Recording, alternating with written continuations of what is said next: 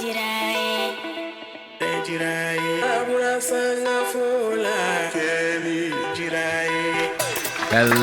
and welcome back to another episode of Lost Aux Media. I'd like to thank you for joining me on yet another week of debauchery, where we make you take a second look at what you just watched. Let's see who we have on the docket for today. Ooh, yes. Got a nice little beat for this one. We got the H3 crew and Senior Ethan Klein doing round 3 of the Celebrity Poker Tournament.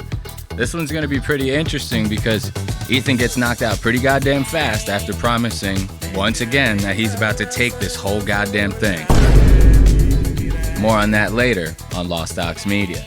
Then, of course, we have Jake Paul doing a post-fight podcast with his brother Logan Paul after the whole Mike Tyson versus Jake Paul Netflix live event. You know what I mean? You remember that bullshit?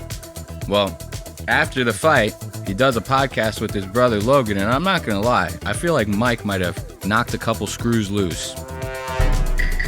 I don't know, maybe just me. We'll see. Then, of course, we have Senior Rick Glassman, who finally meets his match, showing up on Matan Evan's podcast.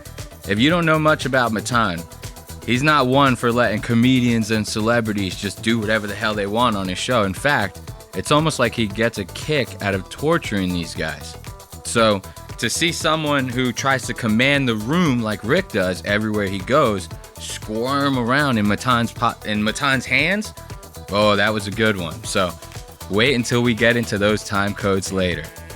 Then, to end it off, we're going to touch back on Senior Logan Paul, who probably posts the cringiest shit I have ever seen on his personal channel, his Logan Paul channel. You're not going to want to miss this one, I'm telling you. So we have all that and more later on Lost Aux Media. Let's enjoy a little bit more of this music before we finally get into these jamokes.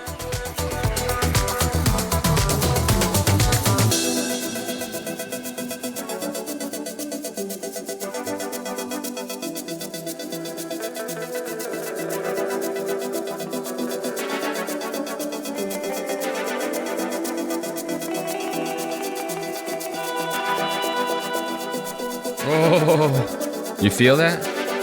Oh man. That's what we like to call ambiance, right? The music sets the tone for the episode, am I right? So, the first little bit of time codes that we're going to get into is the Ethan Klein, or actually no, we're going to get into the Jake Paul, Logan Paul interview. This one was insane. You remember the Mike Tyson Jake Paul fight? If you haven't, go check it out, because if you couldn't have watched it live because it was buffering the whole time, so you really have no choice but to go and watch the VOD anyway, right? It was quite a snooze fest, to be honest. Every undercard in that fight was like better than the actual main event between Mike and Jake, right?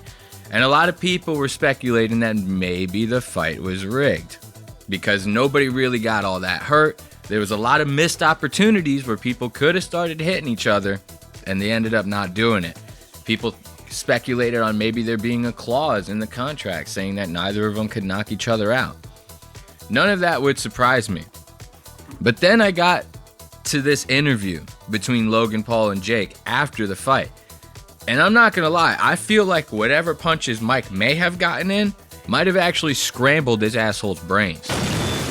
Like, wait until you see these time codes. I'm telling you, this guy is like on the brink of like legitimately going brain dead in this interview. So I won't hold you too much longer. We'll get right into the time codes, because this shit is kind of crazy to see this guy legitimately losing his mind like this.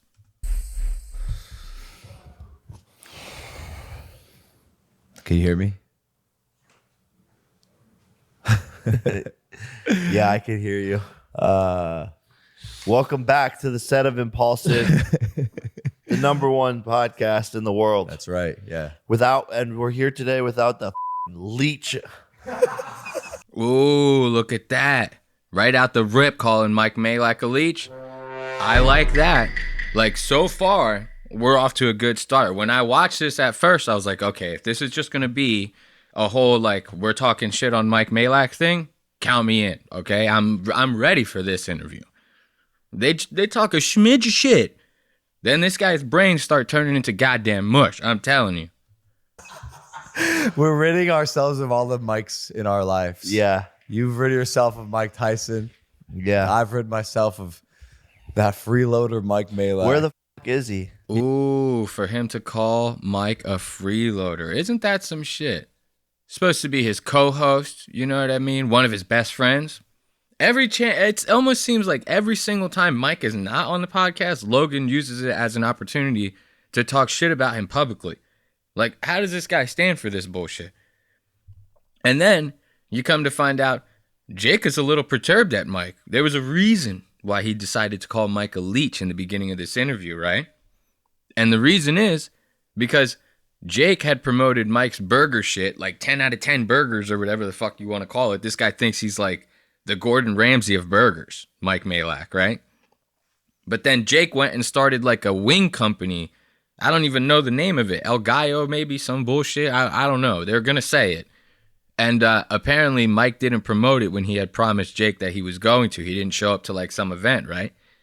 You come to find out it was Logan's fault the whole time. Logan just wanted Mike to look like an asshole.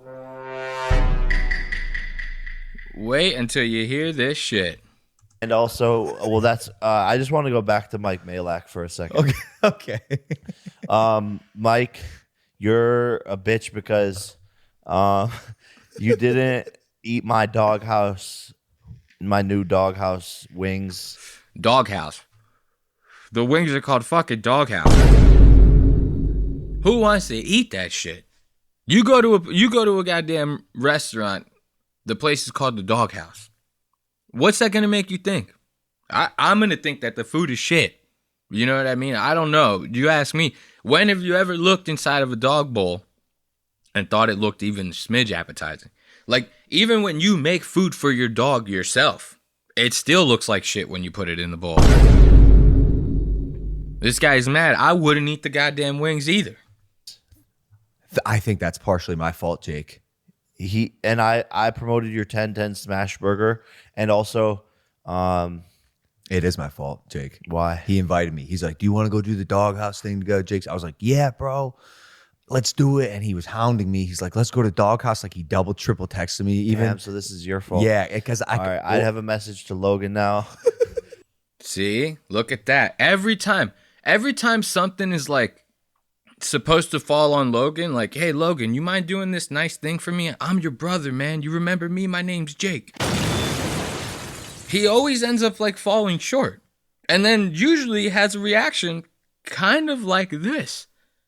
Like, this guy has to be the biggest piece of shit on planet Earth.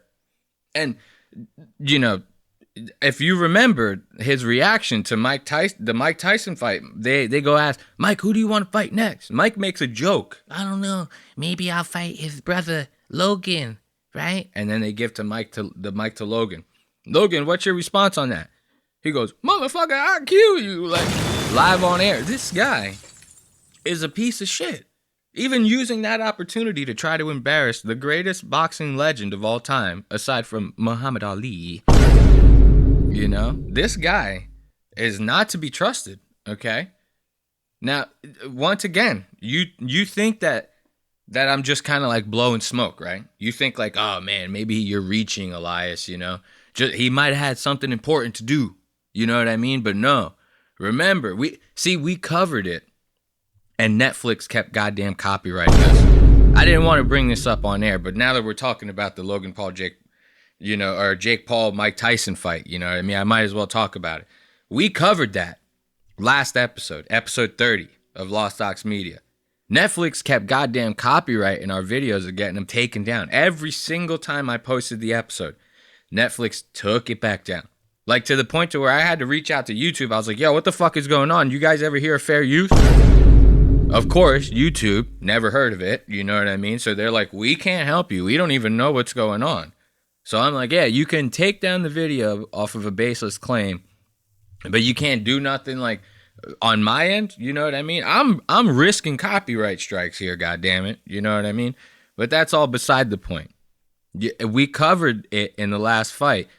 Go back and watch it on Netflix for yourself. Soon as they announce Jake Paul is the winner, Logan spraying that W knocks Jake's hat right off his head. Why? So that Jake has to bend down and pick it up. Now the camera close-up on Jake's big moment is all on Logan.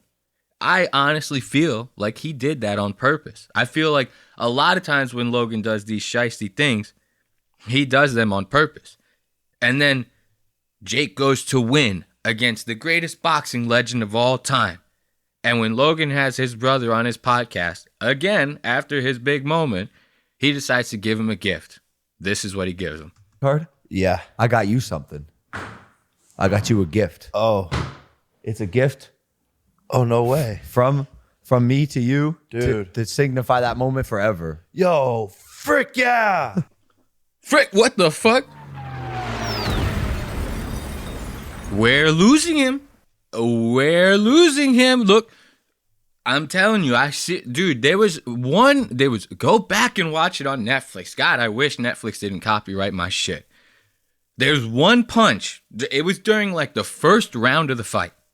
Mike Tyson taps this guy like, you know what I mean? Like one little, like, you know? Jake almost flies out the ring, like ragdolls the shit out of you, has him up against the ropes. They got the guys on the side of the ring all looking at Mike, piping him down like, yo, chill, dude. If you kill this fucker, we are not getting fucking paid, okay? You cannot do this shit live on Netflix, okay? So then that's when the fight starts looking a little shifty. You know, that's what people are speculating on, right? I think that punch might have fucking done Jake in. A couple more of those like this, and you would not even know who Jake Paul is right now. Mike would have knocked his ass literally out of existence. We would have not even remembered this motherfucker. That's how bad Mike would have knocked him, because look at the reaction that this guy has off of this fucking gift from Logan. He, frick yeah! You know what I mean? What the fuck? Are you serious?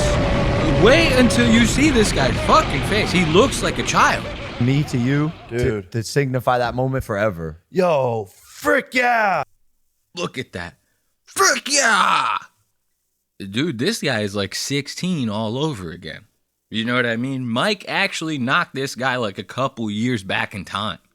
You know, because he's like a Alzheimer's patient right now. Like he's legitimately, I don't even know if he knows what year it is. Dude, that's sick. Bro, the fact What's that that's crazy- real is iconic. What's crazy is I was going to... That's one of the hits that did it. Look, you know when they go like, I wonder what ends up setting off early onset Alzheimer's within these young folk. And then they go and fight Mike Tyson. This was where this all started. All this behavior you're seeing out of Jake right now, this is where it started. You know, let's watch that one more time, dude. That was good. I won't stop it this time. Let's play it out. You, Dude. to signify that moment forever. Yo, frick yeah. Dude, that's sick. Bro, the fact What's that that's crazy- real is iconic. What's crazy is I was going to get this framed, but you beat me to it. Yeah, it's super low quality. Yeah, I'm probably going to throw this away. Yeah, I wouldn't blame you. It's It's poster board. It's weird. Like, how did my eye get morphed like that? That's Look at Mike Tyson's face. Look at that shit. He goes, how did my eye get morphed like that? He's getting slapped by the greatest heavyweight of all time. You know what I mean? You go, how did my face get morphed like... This guy is like knocking you into like the next fucking universe. You know what I mean? Just with that slap. And we're legitimately seeing the aftermath of that, right? You know what I mean? It's kind of crazy. Like, so he gets that gift. Now they start asking him about his comment to Mike Tyson. Remember I asked you about that? Or I asked you about it. I didn't ask you shit. I told you about it. Remember I told you about that? When they asked Mike Tyson, who do you want to fight next? Oh, maybe I want to fight Logan. Motherfucker, I'll kill you. You know what I mean? They comment on this shit. Listen to what Logan has to say about this. Tyson will go back to being friends again. Yeah, we will, for sure. We already, kind of showed each other a bunch of love in the ring, and we just have respect for each other. Bro, after he fought you, I too went up to him and I was like, I love you, Uncle Mike. You're so great, whatever. He's just standing there kind of like not really present, just like looking around. I think he was tired. Yeah, he was probably pretty fucking tired. Yeah. He was tired. He wasn't tired. He was probably pissed because you just got done trying to like embarrass him in front of everybody live on Netflix. Look at this asshole. He said, can you honestly like take this guy seriously? He goes and says to the guy live on Netflix, motherfucker, I'd kill your old dad. Like, might as well have been like, you old bitch, I'll mop the floor with your shit. You know, might as well have said that to him. You go, motherfucker, I'd kill you. You try to fight me in the goddamn ring. Right? Then after the fight, goes up to him, I love you, Uncle Mike. You're the fucking man. You know, you're so cool, bruh. Like what I was saying, and that's just for the viral video, man. You know what I'm saying? You're the coolest, Mike. Of course, Mike's gonna sit there like, yo, I'm about to knock this fucking pussy out, bro. Someone don't get this motherfucker away from me. I swear to God. He's got to stare at this asshole's face. You know, I wouldn't say anything back to him either. Just like looking around. I think he was tired. Yeah, he was probably pretty fucking tired. Yeah. I was proud of his performance, dude. Yeah. I mean, for his age, I'm pretty impressed. he persevered. He totally did. And he fucking tried and fought. He did try. He fought. But yeah, dude, I had just made up with him as well. Cause like after he slapped you, that's when I went from like, man, I think Jacob really hurt him to like, fuck him. He hit my brother. Yeah. People thought my comment. Look, out of all people, he's going to comment about it. People thought my comment was out of line. Yeah, you tried to embarrass a legend. Everyone's going to hate you. Man, I think Jacob really hurt him to like, fuck him. He hit my brother. Yeah. People thought my comment was disrespectful. They were saying, this motherfucker's so disrespectful. How dare he talk to Mike like that? What do you mean? Some guy, this dude just said he wanted to fight me. What'd I do? Yeah. Leave me out of it. Well, people are just really hating. Yeah, motherfucker said he wanted to fight me. See, this is where Logan, like if Logan did something stupid, he would go, what, you guys don't understand that I'm just trying to like get a viral moment out of it? Like, what? You guys don't know how the internet works? Right? And then when people talk shit back to him, he wants to sit there and go, what did I do? It's you know what I mean? It's what I'm just trying to defend myself. He said he wanted to fight me. Yeah, because he's trying to get a viral moment online, you know? So now all of a sudden you don't understand how viral moments work? Come on, man. You know? You can film dead people hanging in a Japanese forest, but this guy can't say he wants to fight you as a joke? You know what I mean? What are we doing here? And this is where we're going to start seeing shortly after this, Jake start losing those marbles of his. Remember I told you, this guy, I really feel like Mike might have knocked a couple loose with him. We're going to see. We're losing it. Remember, I keep saying, I love saying that. I love it. When the jamokes, when we start losing the jamokes, that's when it starts getting good. That is. Yeah. Do they live in the ocean? I think so. It makes the most sense. Think about it. 70% of the earth is covered in water, and we've only explored 5% of the ocean. We've explored more of space than we have of our own ocean on this planet. And these crafts that are reported are capable of transmedium travel. So they can go from the air to the water seamlessly. Why would they not, if they can do that, hide in the ocean? So they're really fish. Okay, this is where we're going to start losing Jake. So right now, you know, they're talking about like aliens and shit. Logan, you know, of course, after Jake gets his brain scrambled by Mike Tyson, Logan goes, what better question than to ask if aliens are real? So they start getting into it. They're thinking, hey, man, these UAPs, they might live underneath the water. You know, we don't know. So this is where we're getting the start of this conversation, right? This is where we're going to start losing Jake. He goes, maybe they're fish. They're fish aliens. I bet they're down there with the fish for sure. Well, if they're down there with the fish, then they're fish. Yeah, I guess you're right.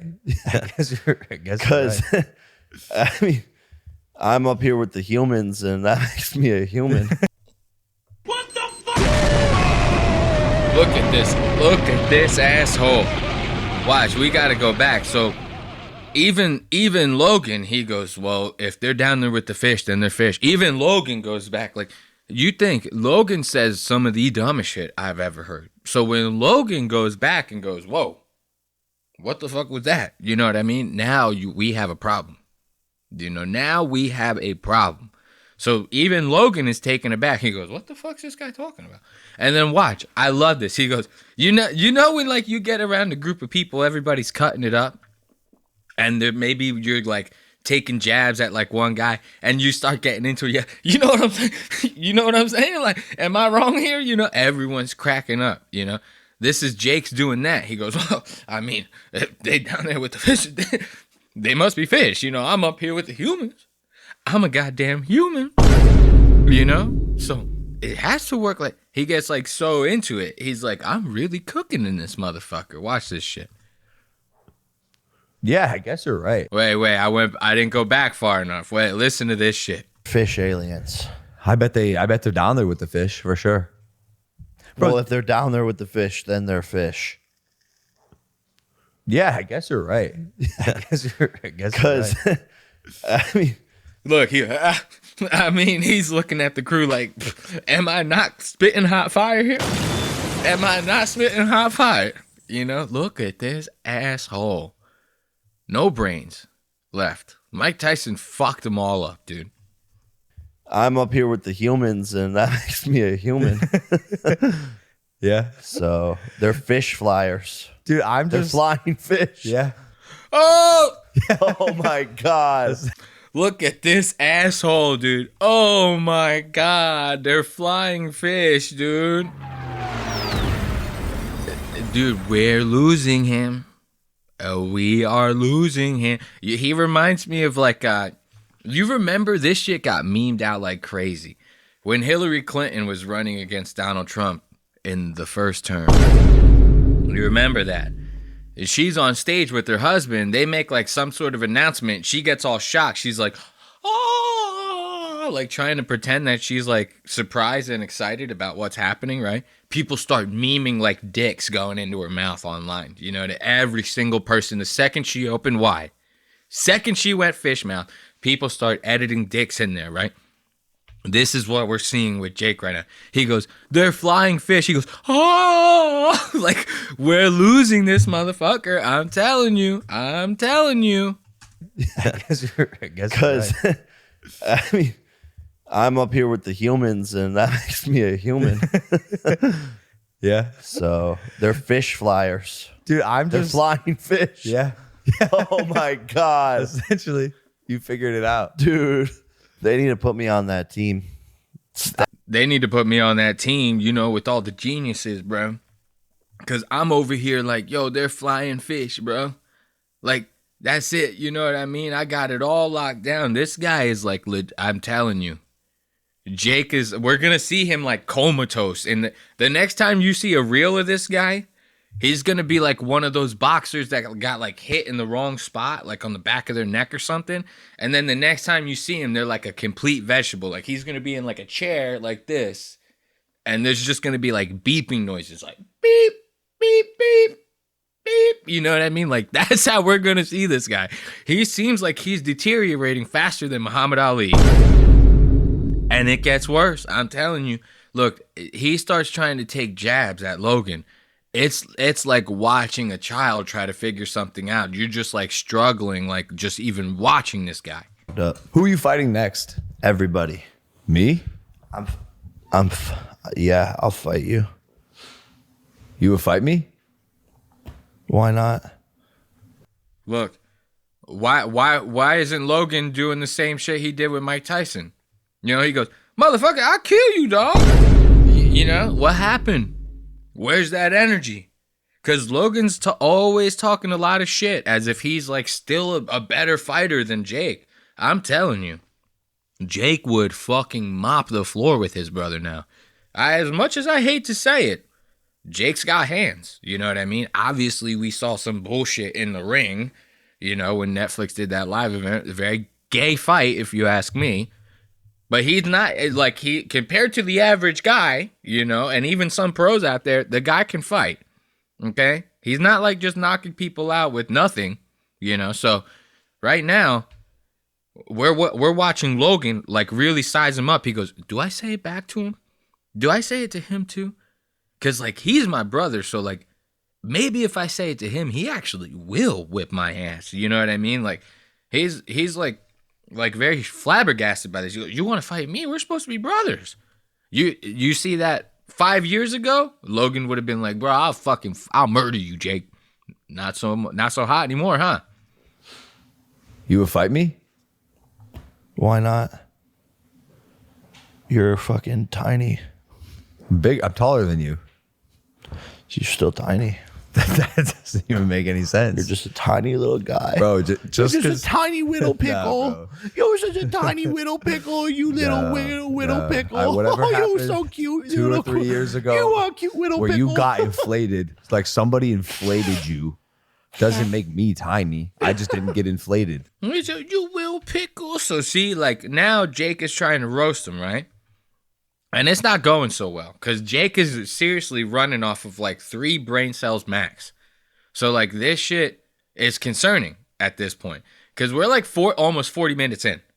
This Jake hasn't made a lick of sense the entire goddamn podcast. Okay, so now you think like that somebody would have said something to him by now. You know, nobody has until he starts trying to roast Logan. You saw that he's like, "You a tiny little pickle," like. Who the fuck says some shit like that? Like this guy, like I said a million times already, we're losing him, okay? Like we need 50 cc's of something for a miracle stat because this guy is on his way out. Now finally Logan says something to him. He goes, yo, man, those roasts that you're trying to throw at me, like they're a little concerning, dog. Like, you okay? I think I could come away with it. I was practicing my victory. roasting skills like Dax Flame. That guy's so good at roasting. Yeah, he is. I could roast you. Go. You're just a ball of fluff. Bro, your roasting is fucking trash. I also am concerned in general about you. At first, this podcast, you're like, I'm brain dead. I was like, ha. Now I actually kind of like think you are. What the fuck? Look, and then look at Jake's face.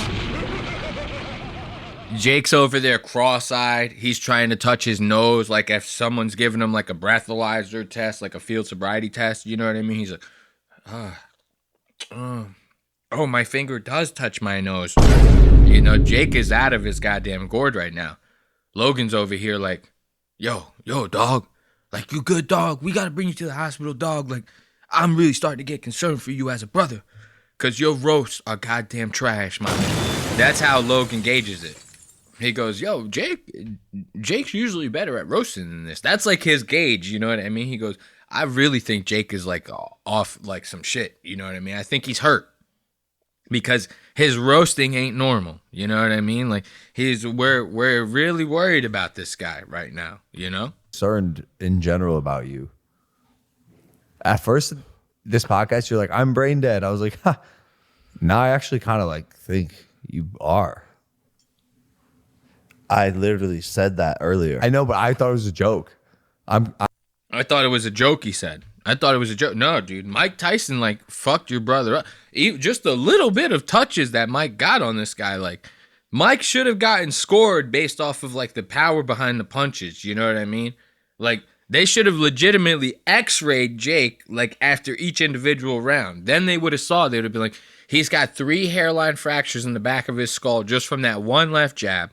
He's got, like, a couple of, like, ruptured ribs over here. Like, you know what I mean? They would have seen in the ring the actual damage that they did to this guy. Mike, like, Shaolin Monk this motherfucker. He's like, all the damage is on the inside. You know what I mean? He looks fine on the outside. Talk to me in, like, 2 weeks. This guy's going to be a fucking vegetable. Mike, like, fucking really Shaolin Monk this motherfucker, right? And you think that, you know, the roasting is concerning. Jake ends up turning that shit around. He saying that his brother looks like Squidward. This one I actually got a kick out of because they do a side-by-side comparison. I'm telling you, he's spot on. Your roast earlier wasn't good, bro.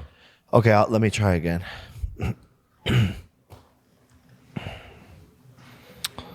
Your nose looks like Squidward. Bro.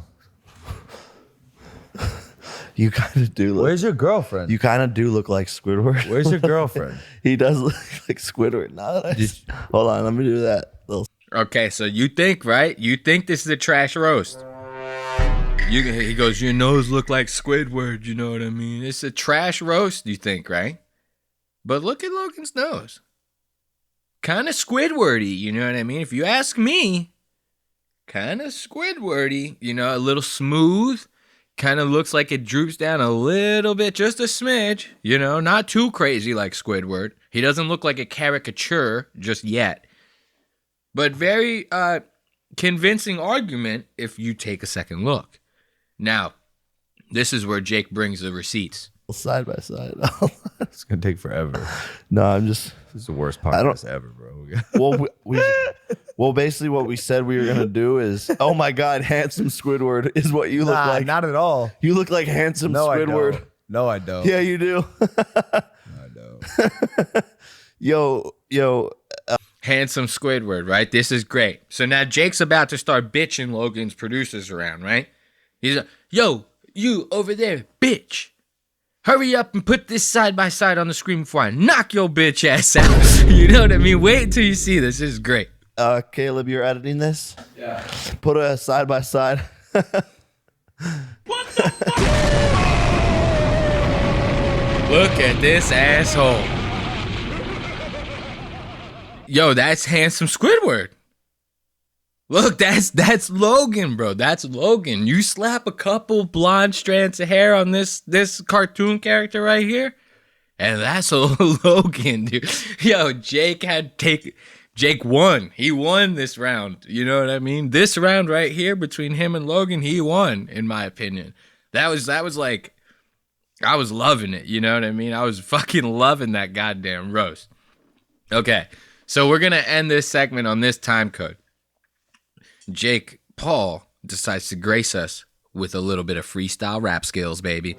You know what I mean? Yeah. You have to end a Paul Brother Hangout Sesh episode with a good old-fashioned freestyle. Like, what other way is there to end it? Come on. Let's listen to these two spit hot fire. Having a twisted tea? You can't be drunk at this hour. Look at Logan's bitch at. Look at Jake. Watch. You having a twisted tea? Ha ha! Yeah, twisted tea. Are you having a twisted tea? Look at this asshole. They keep making people like this rich. Goddamn.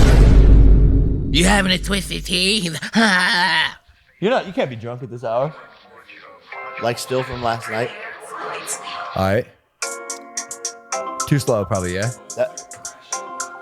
Yeah. Too slow. Yeah, this is a crashed out episode, like insane. Oh, There it goes. this could get good. Hey. Yeah. Okay. Yo. Yo.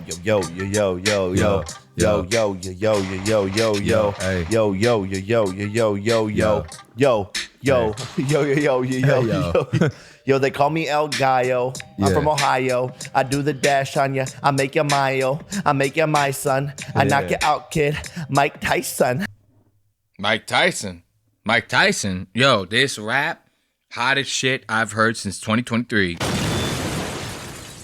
Yo, I'm hot, son. Mike Tyson. Ooh. Mike Tyson, eating on the ricin, bison, licin, bison. I'm the one that's gonna be known for sleeping Tyson, the bison, everything is exciting. Yeah, all right. El Gallo, he's from Ohio. Ooh. Puerto Rico. Hey. I'm a freak, ho. That's a nice chorus. Hey, El Gallo, he's from Ohio. I'm a freak, yo. Yeah, turn me up one time. The biggest in the world, Netflix on my line. Yeah, they want more business. No fucking kidding. I break records. I do the dash. Damn. I hit the Lambo. Hey. I'm going fast. I'm never in the last. I'm never in the past. I'm in the present, the future, the animalistic nature of my style. I'm going wild, wild, wild. I'm the Wild West boy, El Gallo from Ohio. Look, he actually almost had something there. Like, I was starting to get worried when I watched this shit. I was like, yo, is he actually about to pull something out of his ass? Like, you know what I mean? I've been talking about how this guy is losing brain cells by the second. He starts pulling out, like, the hottest rap that you've ever fucking heard. Like, put this motherfucker on the Breakfast Club. You know what I mean? I was like, what the fuck is this happening right here before my eyes? Let's give it up for the Paul brothers and their fire-ass raps. Gotta fucking love them, dude. You gotta fucking love them. I really do feel I give it 3.5 weeks. Jake Paul is a full-blown ass vegetable, you know? Nothing more and nothing less, okay? So let's get into the What's Eating Ethan Klein segment. Yes, the What's Eating Ethan Klein segment. For those of you that are new to the show, we like to call this the week segment, you know? And obviously, stands for that little acronym that I just threw out to you. Catch up, okay, bitch?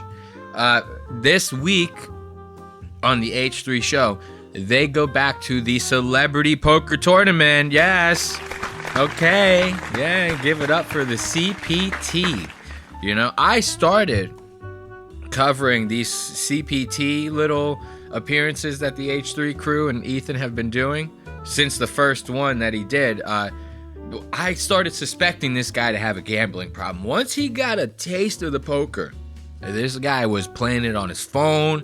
He's coming into the show the next day. Guys, I only put like a couple hundred in. I won like $3,000, guys. Dan's questioning him. How much you down? I'm down 2,000%. You know what I mean? That I seriously think. And then they invite him to another one. Every episode he goes, guys, I've been practicing poker. They invited me back. I can't wait to go back to the Celebrity Poker Tournament, guys. It's gonna be so awesome. Every single time this guy's chomping at the bit. Bringing his gambling addicted employees like Love to Vegas to gamble with him. You know what I mean? Really losing his shit, you know? And every single time they invite him back to another tournament, Ethan's like, I'm telling you guys, I'm gonna win. Cause I'm like the best poker player that you've ever seen, okay? Like, it's gonna be insane how much I mop the floor with these guys. He's like the first one out every goddamn time. And this time is no different. So, we're gonna jump into these time codes because we got a lot of them. This is gonna be a long week segment, so we might even have to take our smoke break in the middle of this goddamn thing. Who knows? We're gonna play it by ear. But we're gonna jump into the first set of time codes right off the rip. Let's hear them out. They're gonna show a couple of the different celebrities, right, that are gonna be at this thing. They end up getting the Hila's picture. I almost lost my goddamn lunch. Watch this. A lot of that. Okay, right on. Yeah. So that's somebody to look out for. Yeah. Next we have Kenyon Drake. Nothing? Nobody. Oh, and then we have Lena, our very own Lena. Yes, there we go. They're with the championship belt. Oh, yeah. Kind of made her like Flexing intimidating. Look at that. Last time Ethan was like, I'm gonna win it, guys. Lena ends up taking the whole goddamn shit. Ain't that crazy? The last person you would expect. If Olivia would have won, actually, I would be like, that's the last person. Olivia's a goddamn idiot. You know what I mean? Lena's not an idiot, but she just doesn't strike me as a poker person. Come to find out, she's a goddamn shark. You know what I mean? Then, right after they go to Lena and they talk about that championship belt, we're graced with Hila's goddamn picture right here. What is happening here? Who does this bitch think that she is? What are you going for? Are you going for an Alanis Morissette kind of look? Could you imagine Hila going for an Alanis Morissette thing? Could you imagine a world where that exists? I think we're in it. Could imagine Hila singing Alanis Morissette. She's like, it's not fair. You're cyber for the cross-eyed bill that you get to me. Wanna know? You know what I mean? Like, she'd be quite a fucking sight to see on stage. She's quite a sight to see now.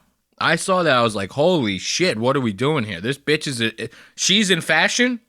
You know what I mean? She's in goddamn fashion. So I was like, when I saw that picture, it was like one of those jump scares. You remember the old video? The cars driving down the countryside. Very, very light video, you know? Not a lot of noise. Then all of a sudden, bah! You know what I mean? You get that shit in the screen. Everybody was getting emailed that shit. AOL, you know what I mean? Back in those days. This was like the first one. I saw that picture. It was like that jump scare, right? I'm like, Hila's really got to do some work in the fashion department. Then they grace us with this goddamn video right here of Hila showing off her look for the Celebrity Poker Tour. That photo was an old photo. They dig that one up from somewhere. That's not what she wore the night of the event. Why you let the press team use that is beyond me. Now we go to this reel that she shares on Instagram showing off her new look. But we have a little bit of a surprise during this one. Watch this. Well, let's just take a look. Let's just take a look and see what she's working with here. We're turning up. It's we poker are. event time. Looking good. She looks I amazing. felt like wearing a suit today. Badass. Boss. Wow. So here's the look. Yo, if Hila is not the cringest bitch you've ever goddamn seen. Like, she comes in here dressed like a goddamn college kid going to his first job interview. And she go, here's the look, you know? And the craziest part about it, these celebrities do this shit all the time. They come in dressed like total assholes, right? And then they think they get away with it because the whole outfit costs like $20,000. In my opinion, you got ripped the fuck off. She's like, well, the tie is like a $7,000 Gucci Prada. It has a clip on it from Janelle. You know what I mean? The suit top, $20,000 suit top, you know? It's embedded with rhinestones. Looks like you bought it from a thrift store. Okay? Looks like you got this outfit from a thrift store. She thinks it's like the hottest thing since sliced bread. Okay? And then I hate the way that they say it. Here's the look. Here's the look, guys. And then she does a little like off to the side like that. You know what I mean? She goes, check it out. That is some cringe shit. Here's the look.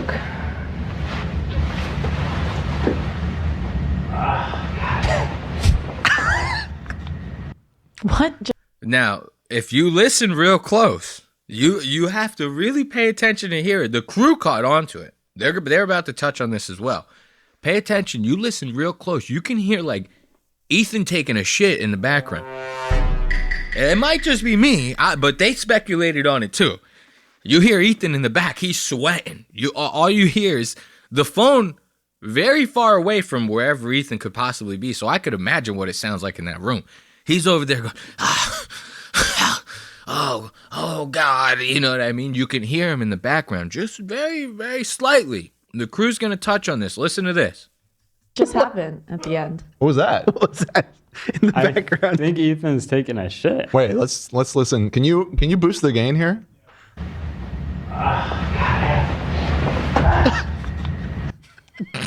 What the fuck? You hear him?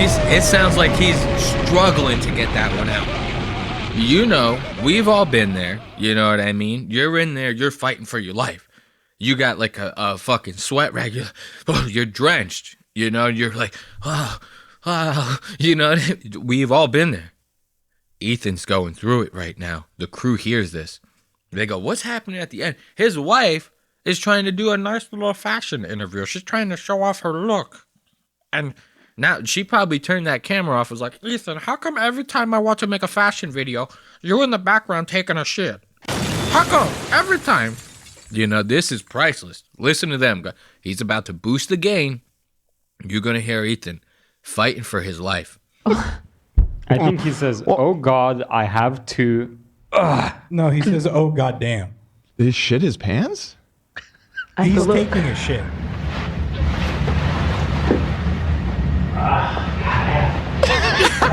Yeah, ugh, God, I have to. Yeah. He's like, oh, goddamn. What the fuck? He's in the bath. Oh, goddamn. You know?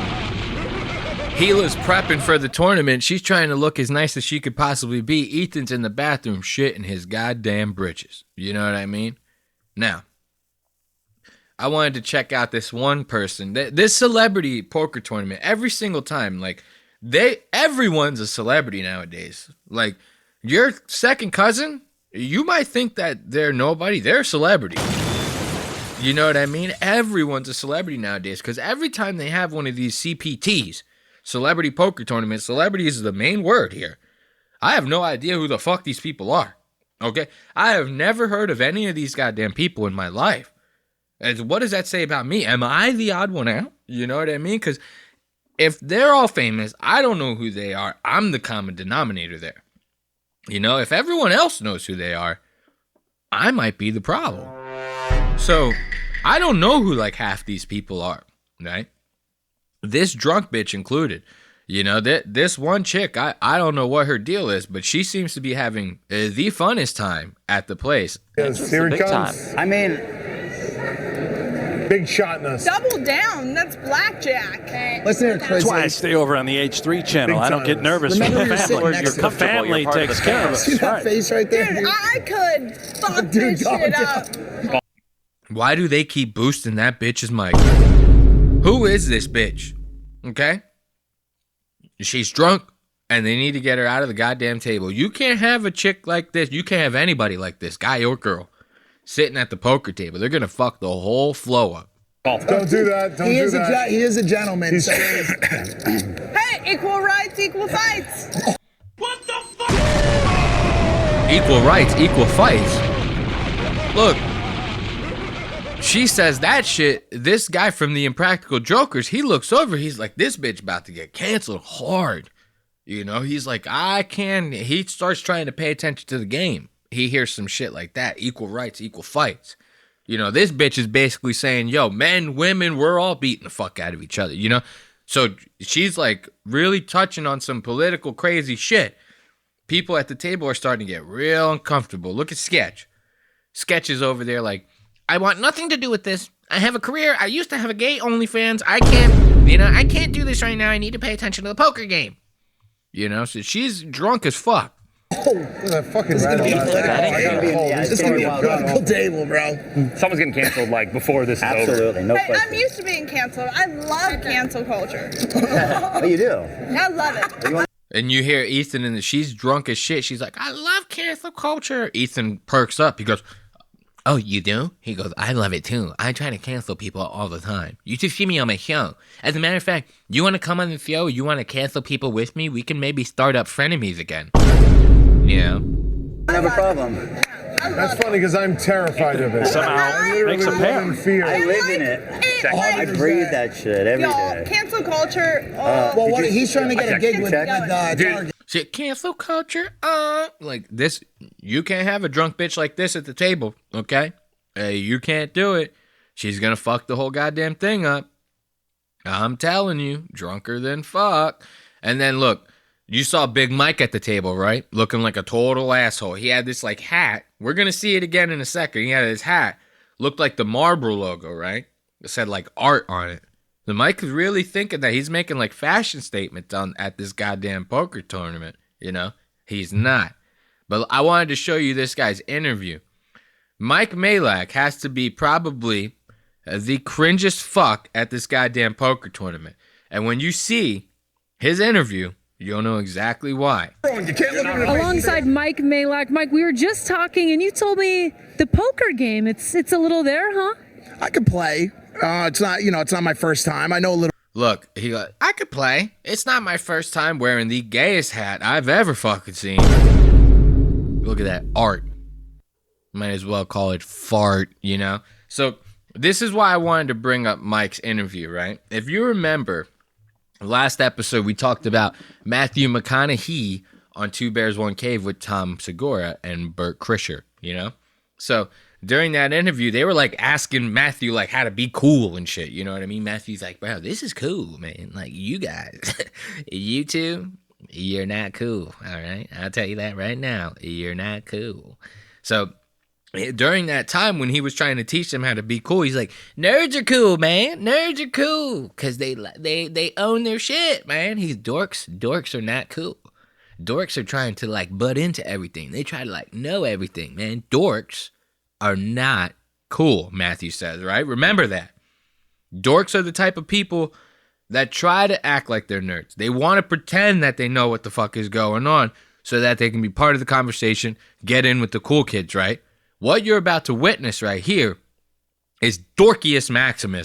This motherfucker is the biggest dork that you're going to see at this CPT. Listen to this fucking interview. Game, it's a little there, huh? I could play. It's not my first time. I know a little bit about positive and negative EV betting, C betting, when to hammer the limpers, when they get into that pre-flop era. I know a thing or two, but What the fuck? This guy, you see how big of a fucking dork this is? Look at this asshole. Looking at this girl, he's like, yeah, I know a thing or two about the flip-flop and the ragdoll. He goes, yeah, you get the EV betting with the side split squared, you get the flippity dip on the dop, and then you bring it around the back to the smack tap. He goes, I know all the poker lingo. This asshole is trying so hard to make it sound like he knows what the fuck he's talking about, right?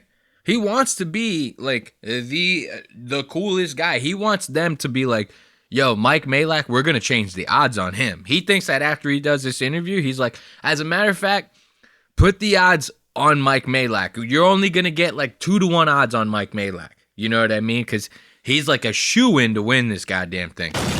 This is what he wants them to think after this interview. This asshole, seriously, like, is so full of himself. Yeah, I know how to do like the double side split on the drip drop. You know what I mean? Like, listen to him. I know a little bit about positive and negative EV betting, C betting, when to hammer the limpers, when they get into that pre-flop era. I know a thing or two, but as far as these guys are concerned today, I've never played poker in my life. I was gonna say how he tries to do that shit like, cool. As I know all that lingo, right? As far as they're concerned, I never played poker ever. This dummy. I hate assholes like this. Listen to this bullshit. Sounds like you're trying to downplay it, but the terminology says otherwise. So tell me this, a typical day in Vegas for Mike, what does it look like? Wake up 9:30 a.m., go down to the gym at whatever hotel I'm at. Hopefully it's the beautiful Aria. Sucking dick. Mike Malak sucking dick. Look at this guy. Mouth primed for it. He's got his mouth wide open. So that some asshole rep at the Aria can stick his dick right inside of it and go, hey, we heard what you said about us at the Celebrity Poker Tour interview. How would you like some comped rooms? Would you like that? And then they stick their dicks right inside of his mouth, right? And he goes, thank you. I love the rooms. Thank you. Thank you, guys. This guy is such an asshole. I love how these celebrities, they go, what's your morning routine like? They go, wake up super early, bro, like 9:30 a.m. You know how much shit I've done at by 9:30 in the fucking morning? Are you kidding me? Every celebrity is like, I'm waking up super early. It's fucking 11:05. Like, that's not early, okay? 6 in the morning is early. 5 in the morning is early. You know what I mean? 9:30 in the morning, this guy's acting like he's like fucking Superman. You know how hard it was to struggle to wake up in my mansion at 9:30 a.m.? I hate these assholes. Look at this shit.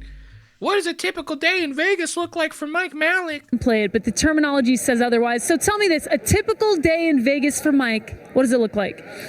Wake up 9:30 a.m., go down to the gym at whatever hotel I'm at. Hopefully it's the beautiful Aria. Go down to the gym, chug a bunch of water, and then try to get to the tables as fast as possible. Get some 7-4 double down opportunities. Hit some match the dealers if the casino has it. I like to play. As far as cards are concerned, I'm a little bit of a D-gen. Look, this asshole, he did it again. I go down, I hit the side split with the rip, drip, drip, with the comdo, with the like trying to do all this lingo, right? This asshole's odds are plus 3,000 to win. You know what that means? You know what that means? That means that they don't expect this motherfucker to do shit in the poker tournament. The lower that plus is, that means that they think you're a better player. He's busting out all this goddamn terminology.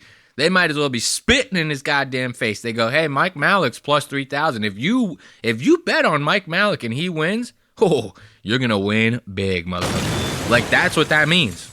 You know, so this guy is talking out of his ass. And really, to us, he just looks like a huge asshole. So now, of course, like I said, remember, Ethan was talking a lot of shit. I'm going to win this thing, man. He gets eliminated like third. He's like the third one eliminated in this shit, right? And here's the funny part. Now, if you remember in the past celebrity poker tournaments, every time Ethan got eliminated, the guys at the CPT, they used to cater to Ethan like real hard. They'd be like, oh, you got eliminated? Bring all your friends and family to the table. You guys can like hang out in the background, stare at everybody's cards, you know, talk a bunch of shit. You know, it's cool, man. Oh, come to the announcer booth. Come to the commentator booth. You can talk as much as you want. You can say anything you want live on air. It's totally cool, man. And then the sponsors got in there and they said, yo, who's this asshole going into the comment booth and like saying this wild shit while we're sponsoring your event? Who is this guy? You know, hey, do us a favor. You want us to keep paying for this thing? Make sure that asshole doesn't step foot in the fucking booth again. This is what they do to him. You know, so he went from being like the CPT golden child. Now they won't even let him comment in the goddamn booth. So after he gets eliminated, what does he do? He sits outside the booth and just tries to do like his own goddamn interviews, drunk as shit. Watch this asshole. So we can hear you. Okay, you ready? We're ready. We're ready. Hello, everybody. Ethan. Hi. How you doing, buddy? It's me. Hi. The biggest fucking loser No. in world tournament. It's Celebrity the tournament. celebrity poker tournament. Yeah. Mm-hmm. Whatever it is, I'm the worst at it. No. But the good news is Hila's still in. Uh-huh. Lena's still in. That and is they're gonna exciting. move Hila to the main table soon. Here. The two girls are in. I'll give it to you guys. I went off camera with that. The two girls are in. The two girls are still in. Ethan's sitting there looking like a washed up asshole. He looks like a chicken fry. You know what I mean? He looks like a Brianna chicken fry right now with his hair like that. You ever notice that? Ethan gets real mad scientist in this bitch. You know what I mean? Looking like a straight up cuck bitch. Here, but they prohibited me from the announcer booth. Right. Unfortunately, I'm a liability. Right. That's what I Which, to be understood. fair, too. I understand. Certainly. Yeah. Certainly. Yeah. No, we get that. He goes, unfortunately, I'm a liability. They won't let me in the booth anymore. They won't tell me why. Yeah, dude, the sponsors are getting ready to drop out. You know, they see your ugly ass in that booth. They're pulling out faster than the sponsors are pulling out of X, motherfucker. You know what I mean? You know how you got the Twitch? You know, did you guys know after all that ranting and raving that he did that we've been covering for the past couple weeks about Hassan, the CEO of Twitch, all the anti-Semitism? You know this guy's actually getting what he wanted with that shit? Like a bunch of major companies now are pulling all their advertisements from Twitch, all because they suspect mass reports of anti-Semitism on the platform. A lot of this is stemming from him, the amount of influence he has with the large audience that he has, you know? So when he gets treated like this, they say, you can't come into the booth. Ethan's like, well, what do you mean I can't come into the booth? He goes, I'm YouTube royalty. I'm YouTube royalty, goddammit. Somebody actually went and commented on one of my videos covering Ethan, and they go, Take, man, Ethan's YouTube royalty. Ethan can't even get YouTube to answer a fucking email. They don't like him, okay? Just like the Celebrity Poker Tour doesn't like him, YouTube don't like him either, okay? Now, look, it's funny. They won't let him in the booth, right? That doesn't stop poor AB from, you know, trying to getting Ethan's good graces as always. This guy's like trying to sneak into the booth the whole time. Okay, so you're being sarcastic. Oh, no. Yeah. No. I was ready to go for it. Yeah, she's... she definitely has some out there opinions. Yo, the door. Behind you. So now everybody goes, Ethan, turn around. The booth is open. As if Ethan's gonna like get up and run into there. Go, oh God, thank you for opening the door, sir. I was waiting to comment in this comment booth. They won't let me in. You know, the guy's just looking out there. The only reason this guy is looking out there is because all the producers are probably in the comment booth. They go, yo, can you open the door and check what that noise is coming from the other side of the wall? Because the comment guys, like the commentators, they got mics in there. They're probably picking up Ethan's bullshit talking on the microphones, right? So they send this guy out. They go, yo, can you check to see who's making noise on the other side of the wall here? Ethan's like, guys, they won't let me in the booth. You know, now they're like, Ethan, they're opening the door for you. They're not. Okay? Turn around! Turn around. Yo. I can come, right? They said I can't come. Look. Don't close the door. The guy makes sure he closes the door behind him. Look at that. He goes, absolutely fucking not. You ain't going nowhere near this shit. I can come, right? They said I can't come. Look, he looked back. Watch this again. He looked back, right? And they were probably like, do not let that asshole anywhere near the fucking door. Watch this shit. Yo, I can come, right? They said I can't come. Look, you saw that? Don't let the door close. I'm doing a bootleg. They banned me. I'm doing a bootleg one. I'm trying to up you guys. So they said I can't go in there because I'm a liability. That's what they said to me, dude. I'm a liability in there.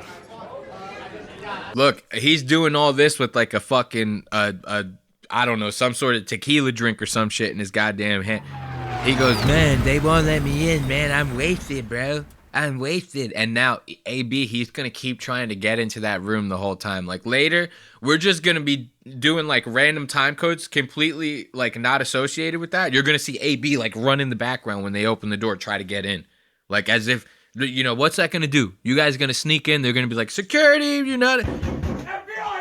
Get these guys the fuck out of the goddamn event. You know what I mean? Like, it's not gonna work, you know?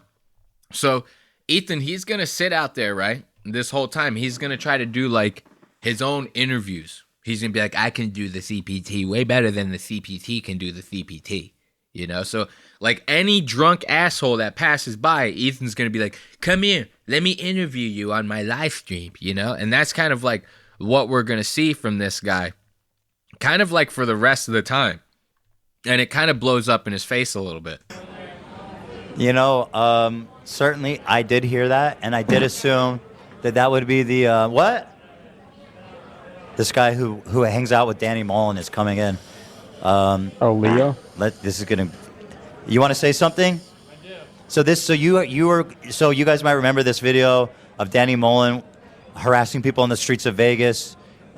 This is one of the guys. You want to say something? Here, go say something to the people. I do. You see? So check it out. So I was a dirtbag in that video, but guess what? To this day, even probably like a year later, I still stand as a dirtbag. Look, this is the shit we're talking. I don't know, man. You guys got to do better than this. You have like a whole ass production company now. These guys are all supposed to be like top tier professionals on your team. Are you doing these mock ass interviews? You're all wasted, right? The camera's like going out of focus. The autofocus is fucked up because everybody's in different depths on the view of the camera, right? So the autofocus doesn't know, hey, should I focus up front here? Should I focus all the way back down here? Should I do it in the middle? The autofocus is going crazy on the camera, right? We don't do autofocus in this bitch. Every single one of these lenses, this is manual focus in this. Manual focus in this motherfucker. I could go put my balls right up to the goddamn camera lens. The focus will not change on these goddamn cameras. The blurry balls. Autofocus. Get this shit out of here. So they're doing this, and this guy comes up wasted. You know, you can't even see the guy. He's off camera. AB is supposed to be the one in the back with the camera, like, you know, doing the whole shit. He's over there jerking off. So this is what now that Ethan's eliminated from the poker tournament, instead of giving Lena some attention, Hila some attention, let's check in on them, see how because they're still killing it. They're still over there killing it, making money on the tables. Nah, let's focus on Ethan doing these bullshit, washed up interviews with all these drunk people. Listen to this asshole. I'm a piece of shit. And guess what? I encourage that behavior. You encourage it? I encourage it. Okay, Dude, I encourage it. Honestly, dude, we gave you some good content, dude. We're out here. It's some good content. This asshole wasted his shit. Ethan's like just allowing it to happen. You're not supposed to give the mic up like that. You doing these interviews, you know? Then you give the subject the free reign to like start saying and doing whatever the fuck they want. You have to stay in control of this shit, okay? All Ethan cares about is drinking like gin and tonics or some shit, you know? So now watch, this guy, he's still wasted, right? He starts talking shit about Ethan's tattoos. Listen to this. Do you think that the people who made the term "sky's the limit" knew about space? Absolutely not. I don't feel like they knew. Look, see what I'm talking about with the autofocus? Because this asshole is so much further in front of the camera than Ethan is. Ethan's completely out of focus. Ethan looks like he's coming in like 480p right now. You know what I mean? Like this guy, you have to take control of this shit. anything about space. There it is. You guys have heard it from Sky's the Limit. Hey, check this out. So if they knew anything about space, they wouldn't know anything about this fucking horrible tattoo. Oh, you know that's a tattoo? You heard about it? Yeah. It is a tattoo. I don't know if you know that. That's horrible, dude. I love it. Yeah, no, it is horrible. I get clowned on it all the time. I don't take offense. Sky's the Limit Dirtbag says my tattoo on my leg is horrible. And you're not the only one. I mean, my own audience says it's horrible. Change my state of mind. Ladies and gentlemen. Love so hard to find. We got him. There you go. Ethan's tattoo looking like shit. Let's give it up for the drunk friend of Danny Mullen. I don't even know what they're even talking about with this. They're like, oh, this guy did a video with Danny Mullen. They were all acting like assholes on it. Who cares? I don't know that. I don't. What does that matter? Get this drunk a dick off of the fucking screen. You know what I mean? This shit shouldn't be on the live. Okay? Now, this one I thought was funny. This next time code, right? Ethan ends up coming up with this little bit of abortion joke, right? And I don't think the joke itself was funny necessarily. Maybe it was. I don't know. But it's more or less like odd that Ethan would say stuff like this because he's very big on like, yeah, man, you guys can't say stuff like that. He's like, Joe Rogan and his friends, they're making like trans jokes in the fucking specials now. Like, that's the most hack shit, you know? They're making trans jokes. This guy's over here making goddamn abortion jokes at the fucking CPT like it's hot. So the abortion girl is out, and she like a fetus that is. Oh boy, here we go. In the appropriate range to be aborted. She's been aborted. Right. Awesome. Okay. You know who he's talking about? He's talking about that drunk blonde that I brought up in the beginning of the time codes, you know? That girl's clearly going through something, you know what I mean? She's clearly lost her way in life. So what? She had a couple of abortions, man. You gonna fuck her up over that? You know, this guy wants to trash her live in front of all these tens of thousands of people, you know, watching. Why? Because she got eliminated after you? You jealous, Ethan? You jealous making these jokes, you know? I wanted to bring that up because that's like, this is grade A hypocrite behavior out of this guy, you know what I mean? This is not a joke that should be coming out of someone's mouth like Ethan's. He's upset, yeah. Face dirty, huh? That's what he said. So the abortion girl is out, and she like a fetus that is. Oh boy, here we go. In the appropriate range to be aborted. She's been aborted. Right. Awesome. Okay. Look, nobody in the crew, they're all like, bro, we're good, man. Like, you don't have to say jokes like that, like, to try to prove to us that you're funny. We all know you're not. You know, that's kind of crazy, you know? Now, this guy, he's going to start doing other shit like crying about the booth and different things like that. And remember, I brought up his production quality, right? This is great. You guys are going to get a kick out of this. They're sitting there. AB's supposed to be helping Ethan with these interviews. He can't even take control of the subjects coming up to get interviewed. They're all in different depths of the camera. The autofocus is going crazy. They're all out of frame. You don't even know who Ethan's interviewing. AB's in the back eating butter cake. Like, yo, this shit's good. Right? He's like not even doing his goddamn job, right? So then they end up coming into a little bit of trouble with the live stream. Watch this. We're seeing it? Right. What the hell? Why am I seeing? It's just because of the delay of the feeds. You're in the room. It looks like Tana's all in. No, but I should be saying the same feed you guys are. I love. It's the same feed. It's just we're 7 to 8 seconds behind, I would say. Look at this. Watch. The crew can't tell right now, but Ethan's frozen. We're losing him. We're losing him. Look, he's frozen. Watch, they keep talking to him. Watch this. He's gonna freeze. Watch. We're 7 to 8 seconds behind, I would say. He's frozen. Look at him. Look, the crew has no idea. Are you doing a normal? They have no idea. I accidentally changed the time code. We're gonna go back to it. Look, they have no idea. Watch this. It looks like Tana's all in. No, but I should be saying the same feed you guys are. I love. It's the same feed. It's just we're 7 to 8 seconds behind, I would say. Watch, they keep talking to him. Anyways, you were saying about this guy is only famous because his daughters dance on TikTok, right? Ethan, you there?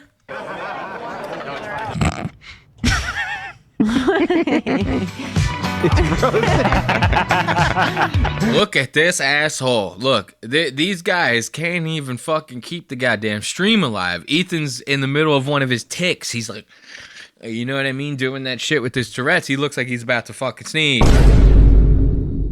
I thought that was hilarious. You know, give it up for Ethan and his beautiful live technician, AB, really pulling out all the stops. Now, this next time code's kind of funny here because you remember Ethan crashed out last episode. We talked about Ethan's crash out over this Dan Balzagna, right? This Dan Balzagna guy had a interview with Piers Morgan where he was talking shit about the Jews, you know? Ethan wasn't a big fan of this. Ethan goes on this like hate comment marathon. He's reading every single comment in support of Dan Bilzerian on this Piers Morgan interview. You know, wastes like a good hour of the episode doing this, starts banning people in the chat for telling him to move on to the next subject because he once again promised to cover one thing, ended up going on one of his rants, right?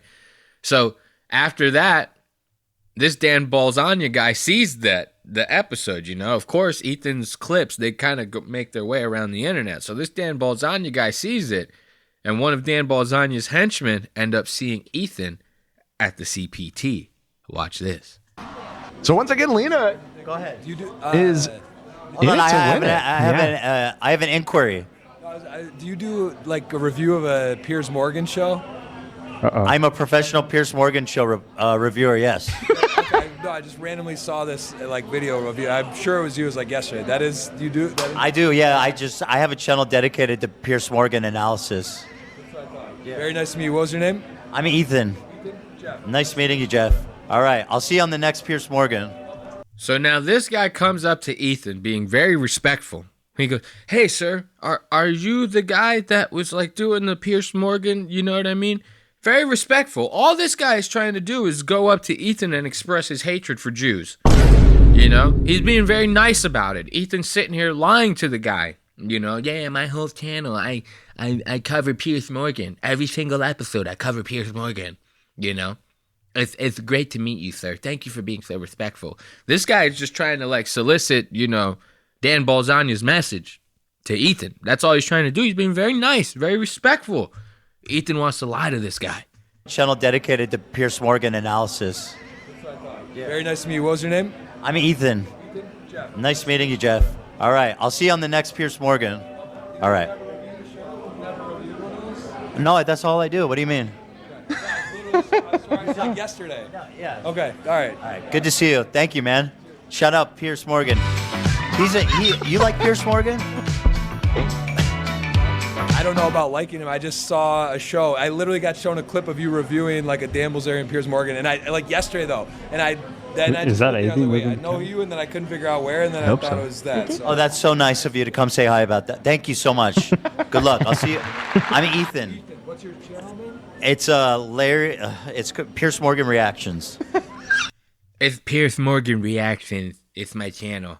You know, this guy is like looking at him like, okay. You know, this guy, he's clearly the person that I'm looking for. He's sitting there lying to me. He's being an asshole. I'm trying to be very respectful, you know, about my hatred for the Jews to this guy. And, you know, he's acting like this.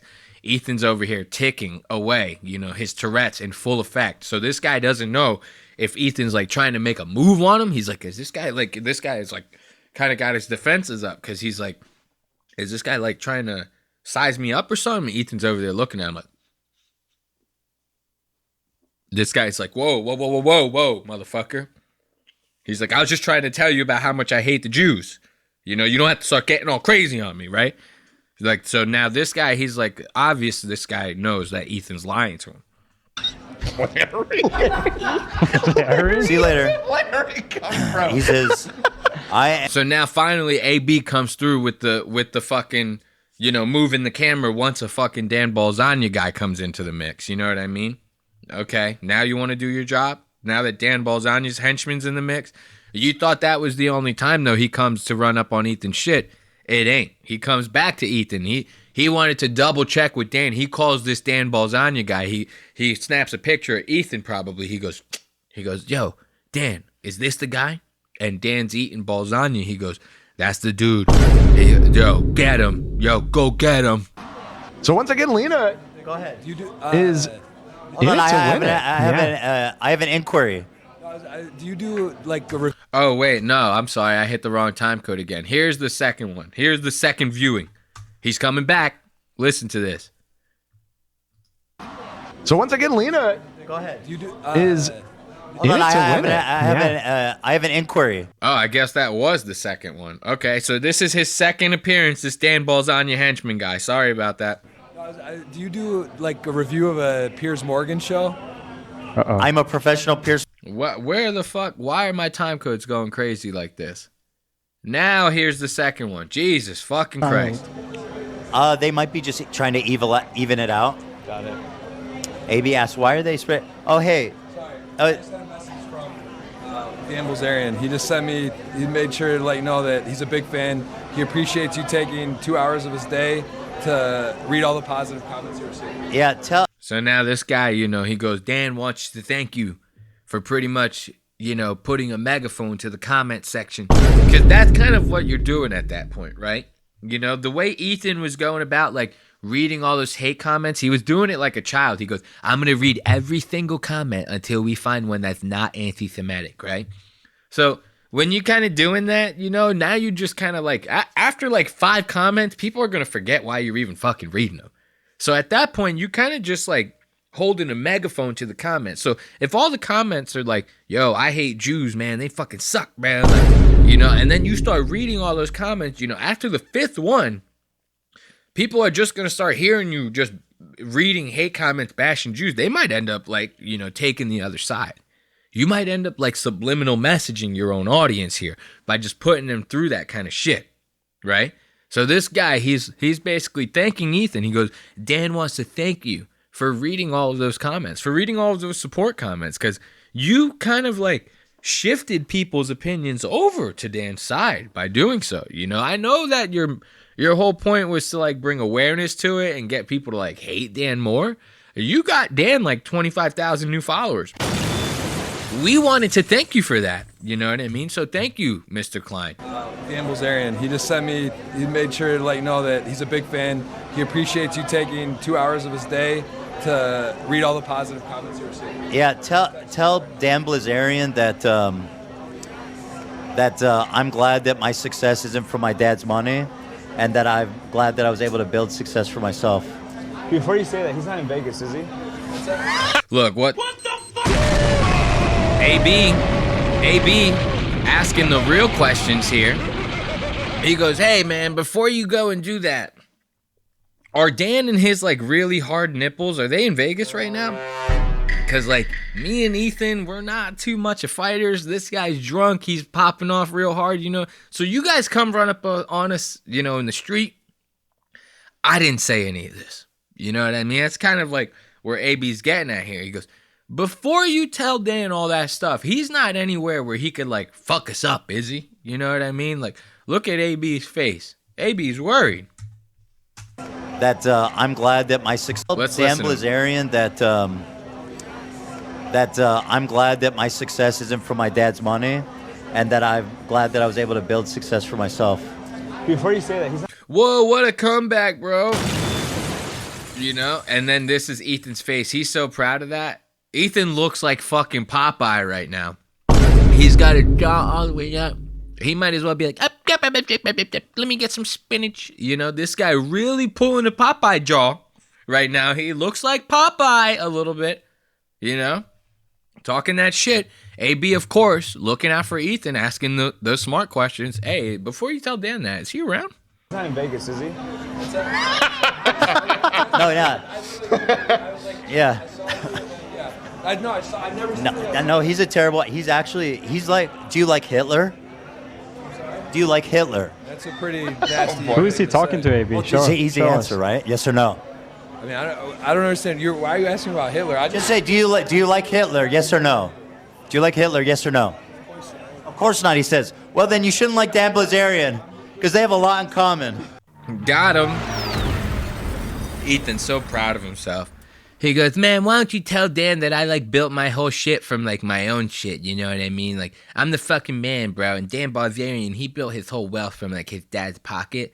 And like, that makes me way cooler than him, you know? That's a pretty good comeback if you ask me, bro. Okay, so now we're going to end the What's Eating Ethan Klein segment on this time code. What would a celebrity poker tournament or an H3, you know, live stream event, what would it be? Of course, without Ethan getting into it with Dan or the crew. You know what I mean? Every time. They did what? The election stream we covered not that long ago. That's special. Ethan sitting there getting in a screaming match with Dan. Because Ethan ruins the vibe. Dan finally fucking opened his mouth and told him. Ethan can't handle the criticism. You know what I mean? Now, we're about to watch Dan and Ethan get into it because Ethan keeps saying spoilers for the celebrity poker tournament. They're at the event live, right? So they're seeing everything happening on the screens live. Events like this, big events like this, they tend to have like a 30-minute delay, sometimes 5-10 minute delay. They always have some sort of delay just in case something happens on stream and they have to fix it. They want to be able to, you know, take care of the problem before it reaches the live audience. So these guys are 30 minutes ahead of what the H3 audience is seeing. They made sure to tell Ethan and his crew, please, when you guys stream it on your end, do not spoil anything for anyone. You guys are going to be a half an hour ahead of stream. Ethan, drunk as hell, he's doing his mock interview. He goes, they won't let me in the booth. I'm going to spoil the whole fucking thing. You know? Dan tries to pull some damage control. Ethan and Dan start getting into it. Listen to this. Is that not? No, it was Peterson. Peterson was the other guy that was beating your ass. The guy in the black and white jacket? Oh, yeah. Okay. Oh, okay. Yeah. I was thinking Black and someone white else. jacket. But never mind. Yeah, I know who you're thinking of. Yeah. Wow. So, yeah. And Lena? She's still in it. No, she's not.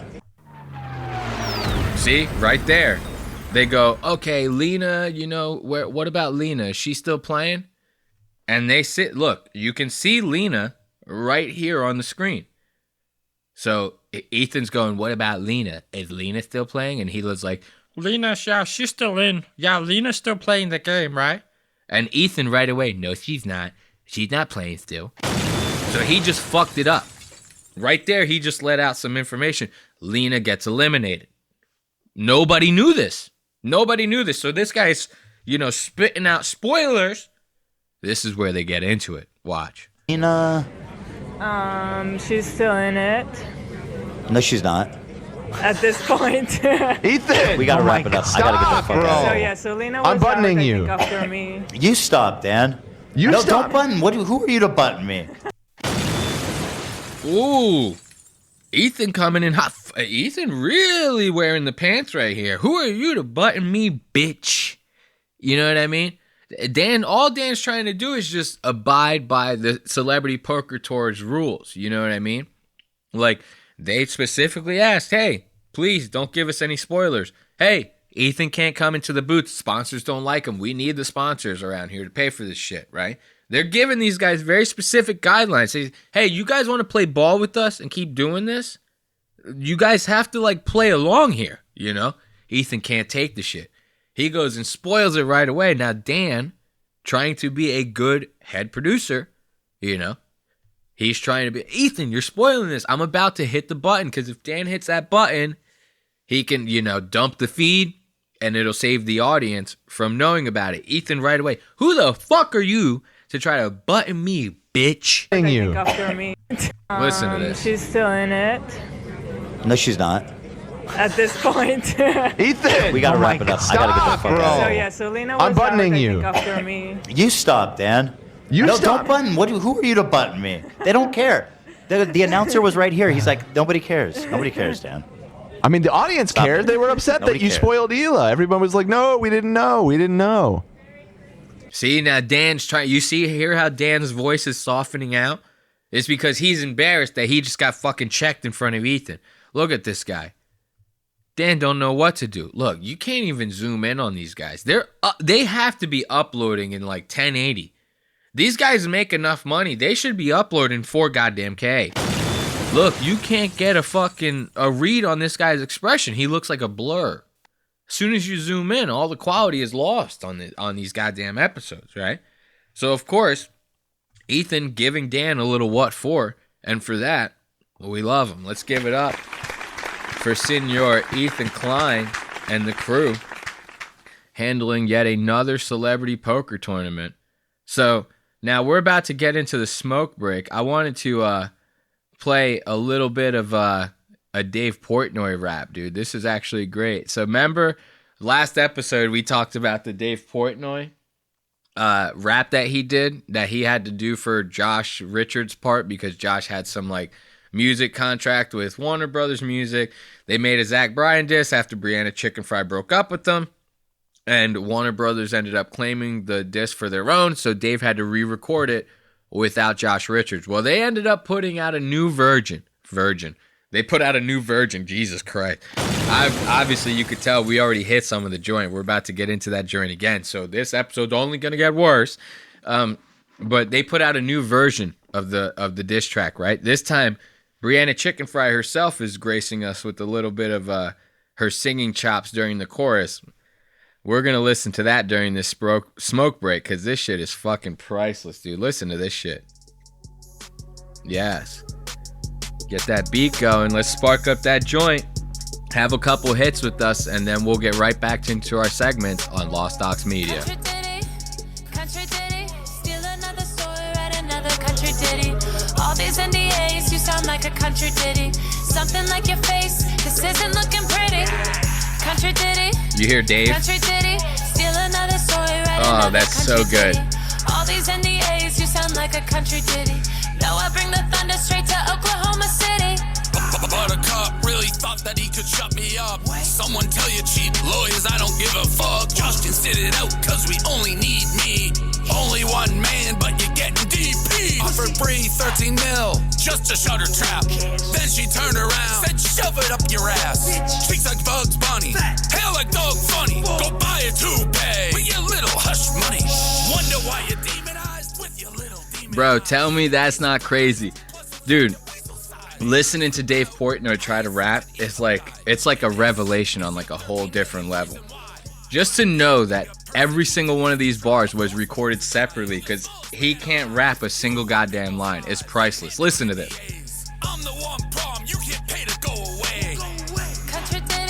And then Bree, listen to her voice. Yo, she sucks ass at singing. They couldn't even auto-tune this bitch. Listen to this. Something like your face, this isn't looking pretty.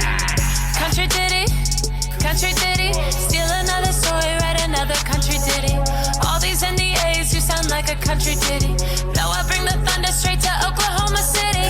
Heard a little ditty about stealing Bree's truck. I'll give you 80 bands, you dirty little fuck. Alcoholic needs help, he's out of his depth. But if you tried 12 steps, you would get out of breath.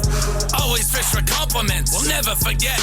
I heard those crotch crickets are the deadliest catch. Heard he got discharged to go make some hits. Funny this discharge, leaking out of your dick. Bro, you can't make this up. You cannot make this up. This song is so goddamn priceless, dude. That is so funny.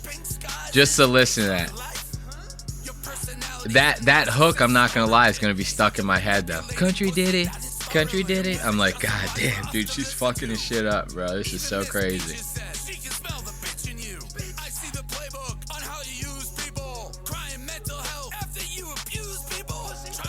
All right, let's give it a couple more listens. Then we're gonna get into Rick Glassman meeting his match on the Matan Evan podcast. Little boy, country singers the disguise. Read between the lines, we can see beneath the lies. Champagne bottle aiming right between his eyes. Country ditty, steal another story, write another country ditty. All these NDAs, you sound like a country ditty. Something like your face, this isn't looking pretty. Country ditty, steal another story, write another country ditty. All these NDAs, you sound like a country ditty. No, I bring the thunder straight to Oklahoma City. I can't with that shit. I can't. Tell me that's not priceless. Listening to Dave Portnoy and Brianna Chickenfry try to rap and sing, dude. Is that not the craziest shit you've ever heard? All right, let's put out this joint and get into this Rick Glassman, Matan Evan bullshit, right? So if you guys aren't familiar with this Matan Evan guy, this guy's like, he's like a troll on a different level. Very young kid. Kind of started out his internet career by like, I think he went to like some VMAs thing and somehow snuck on stage and trolled for that. Ended up being like, oh, yo, everything should be like pro-Palestine or something. I don't know what the fuck he said on there. But, and then he had another couple viral moments trolling Hassan Piker outside of like a Planned Parenthood protest or something like that. So this guy, like his whole shtick, he's like Eric Andre, but younger. You know what I mean? Not as extreme as Eric, you know, a little drier than Eric, but he's kind of a very Eric Andre-esque person. So you go on his show, you can expect he's going to fuck with you the entire time. And I'm not going to lie, I kind of respect it. He's a little bit annoying, especially with this fake-ass accent. You could tell he's got a very fake accent. And the shticks, they get a little old, right? But what I respect is that no matter how famous these guys are, they go in there, he treats them like total shit. Doesn't matter. It's like, it could be the most famous person, Rick Ross himself, like the actual Rick Ross, not the rapper. Donnell Rawlings, you know, he had W.E.E.K, you know what I mean? W.E.E.K, you remember her? She was like Bad Baby's like arch nemesis, you know, that Cash Me Outside chick?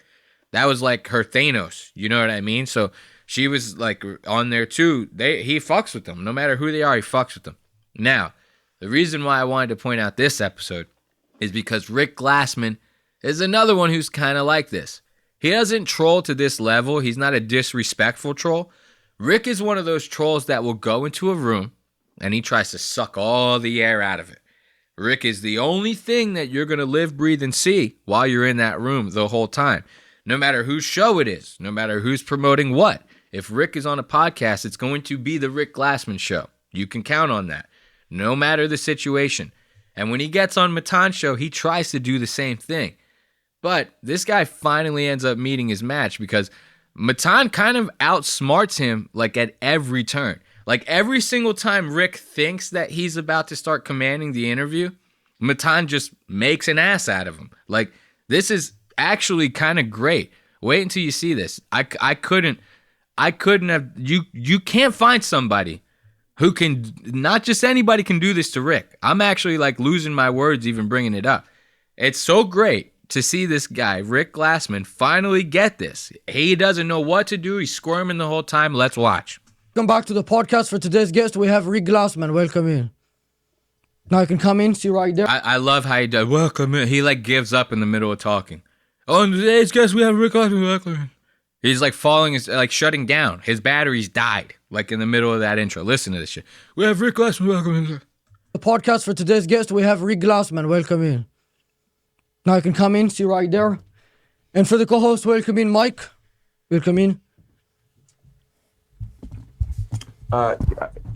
Hey. See? So right away, Matan showing Rick, like, hey, guy, you're here, right? This is my house. I'm letting you know now, whatever bullshit you try to pull, it ain't gonna work, okay? Because I got your number literally within the first 10 seconds of this interview. I got your number. This is basically what Matan's doing right now is he's pissing on Rick's leg to be like, you, for this next hour, you're mine, okay? So let's get that straight first and foremost. Watch this. Rick puts down his, for those of you watching at home, or listening, I mean, for those of you only listening, Rick puts down his water on the table, goes to sit down, doesn't even get his microphone situated. Matan snatches the fucking water off the table and takes it to the other side where Rick can't get it. Watch this. Come in. Hey. How you doing? Thanks for coming. Please. Look, he taps the table. Hey, buddy. You know, like he's a dog. Like Matan's a dog, right? So Matan knows. Matan probably has already watched 100 of Rick's episodes. He's like, when I get on here, I'm going to have to big dick this guy the second he gets on set. Look at this. I love it. He tries to tap the table. Hey, guy, give me my water back, please. Hey. How you doing? Thanks for coming. Please, in case anybody doesn't know you, just introduce yourself. Tell them a little bit about yourself. Can I have my water? Oh, look right out the rip. Rick's like, can I have my? Well, Rick's supposed to be the funny guy. You know what I mean? Rick would do some shit like this on someone else's show. They'd be like, dude, you're supposed to yes and this shit. Rick right away, he's like, come on, man, I'm not playing any game. You're a comedian, bitch. Play along. Oh no, it's not allowed. No advertisements. You want me to bring you something to drink? All right. I'm sorry this couldn't work out. You need the water. It's done. Listen to Rick pussing out. Listen, I can't even. So funny. Listen to Rick pussing out. He goes, sorry this couldn't work out, man. I'm just going to leave now then. You know what I mean? Because now I have to buy like a new water and everything. You won't give me mine back, you know? So I appreciate the opportunity to be on your show. I'm just going to get out of here. Like threatening this guy. Like as if he gives a fuck. Watch. You got to see. I'm going to do the whole interaction untouched, uncut. You know what I mean? We need this for you. Pure. Hey. How you doing? Thanks for coming. Please, in case anybody doesn't know you, just introduce yourself. Tell them a little bit about yourself. Can I have my water? Oh no, it's not allowed. No advertisements. You want me to bring you something to drink? All right. I'm sorry this couldn't work out. You need the water. It's that important. That's why I brought it. Yeah. Look, I love how he does that. He does that like as if, like, you know when you're in like high school or something like that, and your girlfriend's like, I'm mad at you, and she goes to like walk away, and then she like turns around to like make sure to see if you're going to chase her down. I'm sure some guys have done it too. You know, I've done it a couple times. I've been like, hey, bitch, kick rocks. And then I walk away. I'm like, yeah, she's watching. You know what I mean? We all been guilty of it, I'm sure. You know, so he's doing that. He's kind of doing this like, I'm sorry it couldn't work out. He goes to like walk away. He's like, is he going to give me my water back? He looks back. He goes, I guess he's not going to give it back. He goes, I'm leaving now. Matan's like, okay, get out of here, faggot. Like, and he's like, are you sure I'm going to leave? You know, he's walking very slow. If you were going to leave, you would have done it already. Okay? Watch how he does this. This is great. Oh, it's not allowed. No advertisements. You want me to bring you something to drink? All right. I'm sorry this couldn't work out. You need the water. It's that important. That's why I brought it. Yeah. Just put it where you found it, please. Ooh. All allowed if he's... See, Rick thinks that he's brought power back on his side. Put it back where you found it, you fucking bitch. You know what I mean? He's like, hey, you long-haired 17-year-old bitch. Put the water back where you found it, you fucking bitch. You know what I mean? This is what he's doing right now. He's big dicking him. He is big dicking him. If it's contingent, if the interview is contingent on that. Yeah, good. We can't give you something that we brought for you. We brought special water. Oh, let me see it. Oh, I don't have it now. Okay, well, when you're ready. Oh, so now Rick's trying to act confident. Crosses his legs, gets real gay in there, you know what I mean? And he's trying to be like, yeah, you know, I made you put my water down, you know, crosses his legs. Well, bring out your drink then. If you have one for me, bring one out, right? You think that Rick's gonna like turn this thing around. He's not. Less than 10 minutes in, this asshole's already threatening to leave again. Watch this. Oh, black. So that becomes interesting then, because you said that it is how it is. But if you had to pick one that is the most difficult, you said that you would pick the one that's half black, but you're not even clearly black. So why is that one the most difficult? Have you not seen me play basketball? Hey. We're recording something, huh?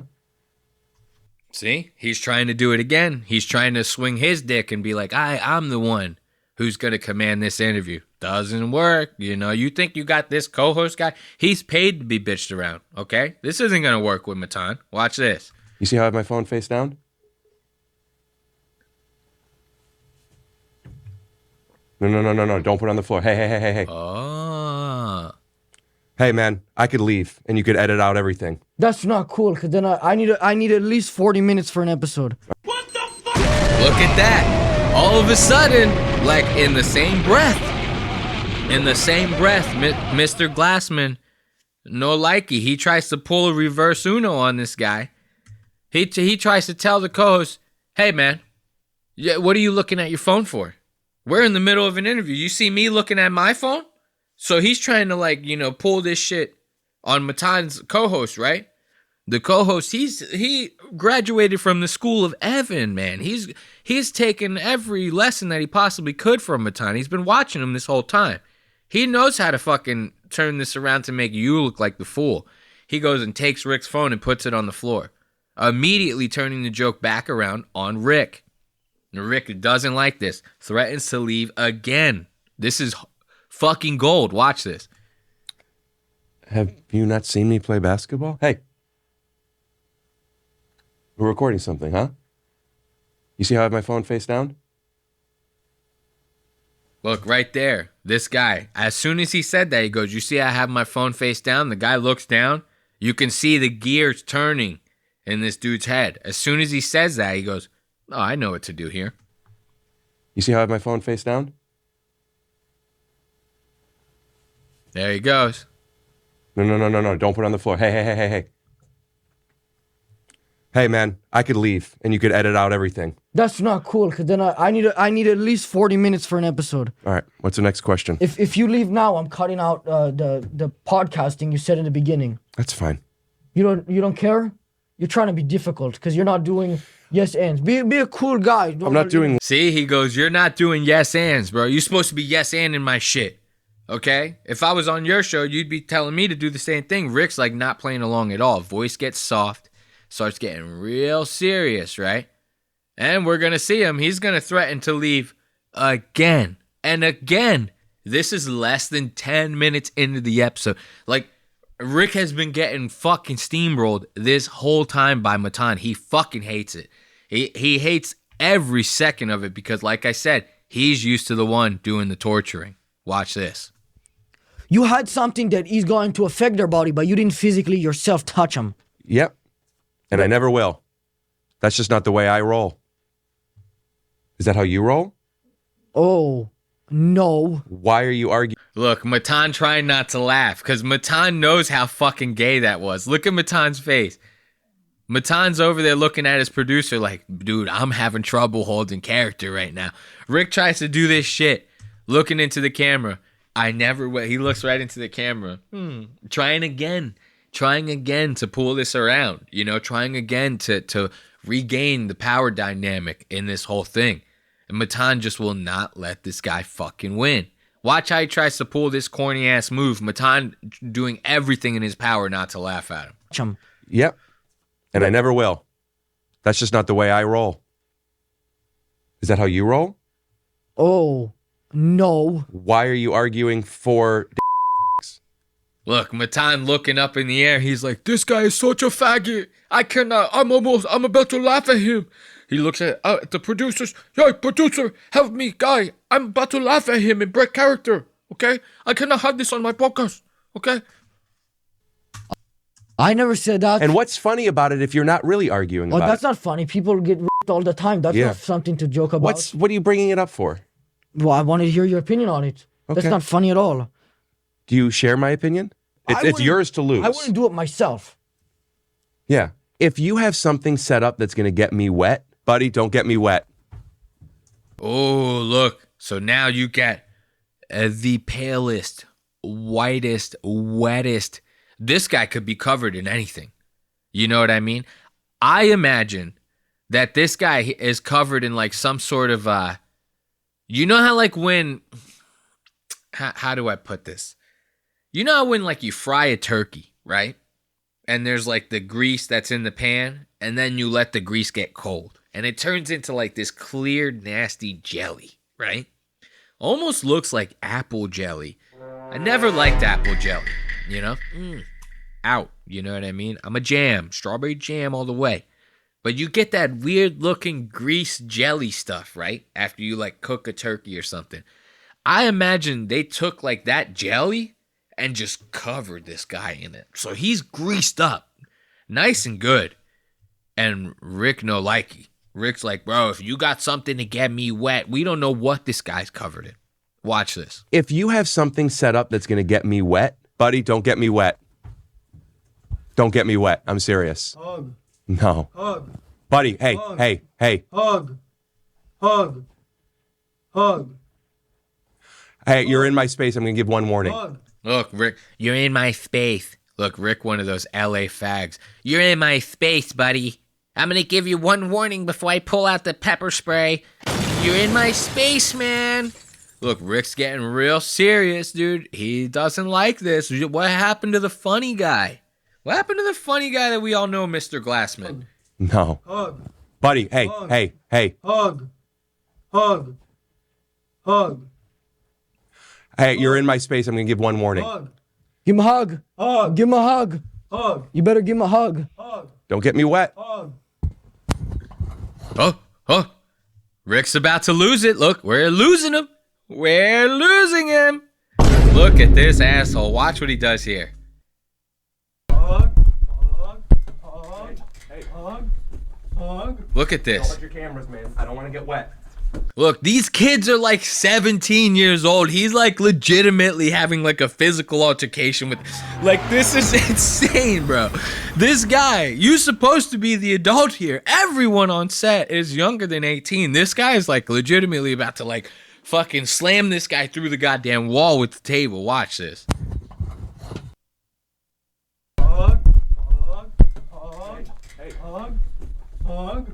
Don't hurt your cameras, man. I don't want to get wet. Leave me the fuck alone, dude. Leave me alone. Leave me the fuck alone. He's getting so serious. Come on. Come on, Rick. This isn't you. This isn't you, Rick. You're not supposed to be this guy. You know? Watch anything. His podcast is called Take Your Shoes Off with Rick Glassman. That's the name of this guy's podcast. Go and watch one episode. You don't even have to pick one in particular. Any episode you watch, and you'll get an idea of what I'm talking about with this little dynamic that he tries to hold. He has to be the one in power anytime he's on a podcast. He always wants to command the room, command the show. Matan not letting this happen. This guy is actually like physically getting in fights with 17-year-old kids. Look at this. Don't hurt your cameras, man. I don't want to get wet. Leave me the fuck alone, dude. Leave me alone. You gonna leave me alone? You gonna leave me alone? For that. I didn't even get parking. You're not gonna get me wet. Leave me alone. Is he gonna leave me alone? You gonna leave me alone? Give him a hug. Look, he sounds like a schoolyard bully. He goes, "You gonna give me your lunch money? You gonna give me your lunch money, huh? You want me to stop hitting you? You gonna give me your lunch money, huh? Huh? You know what I mean? This is like kind of the same vibe you're getting from Mr. Glassman here. What happened? You should smoke a little schmeed. You know what I mean? And calm down, dude. This guy's fucking freaking out. Hug. Why won't you give him a hug? I don't want to get wet. Hug. Ooh, look at his face. Oh my God. Look at Rick's fucking face. This asshole. Wait, we gotta back up. Look at his fucking face. Look at this asshole. Look at how angry he is. Oh my God. For those of you listening, he has his bottom lip tight. You know, people like their chin, it looks like stretched because that's how tight their bottom lip starts to get. They're so angry. Like this, he looks like a cartoon character right here. So pissed. He's staring at the ground. He's like, I swear to God, if these guys weren't 17, holy hell, he's really going through it right now. Okay.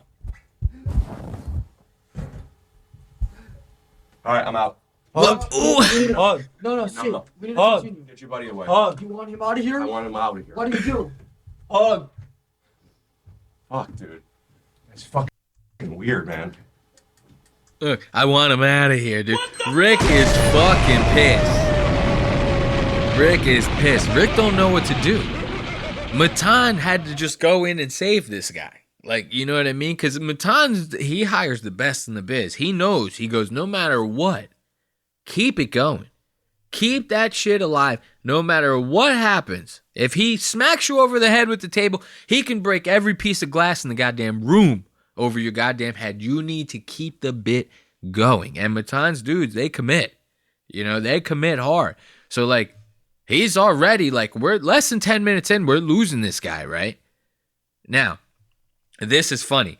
You think that it's all this, like, physical stuff, right? You think that's the only way he's going to fuck with Rick? Absolutely not. Matan, for a 17-year-old kid, and as annoying as I fucking find this fag, he's good. I'm not going to lie. He is good. Like, this guy will get in your head. He gets in Rick's head so goddamn hard and finds a way to call him retarded in like 5 different ways in like less than 15 seconds. Rick doesn't even know how to handle it. Watch this. I don't know what to tell you. I take the classes, but I don't do the assignments. Badass. No, I have somebody do it. It's not like a cool thing. Did you do the assignments when you were in school? I had to go to a special school. Oh, here we go. Now, this is where Rick is like, Rick might as well be handing Matan a Tommy gun right now. You know what I mean?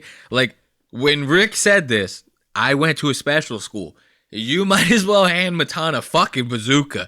This guy is about to fucking obliterate Rick. Like, you gave him all the ammo he needs right now. And trust me, he knows how to use it. Did you do the assignments when you were in school? I had to go to a special school. Here we go. For like retarded people, or I don't understand. For troubled youth.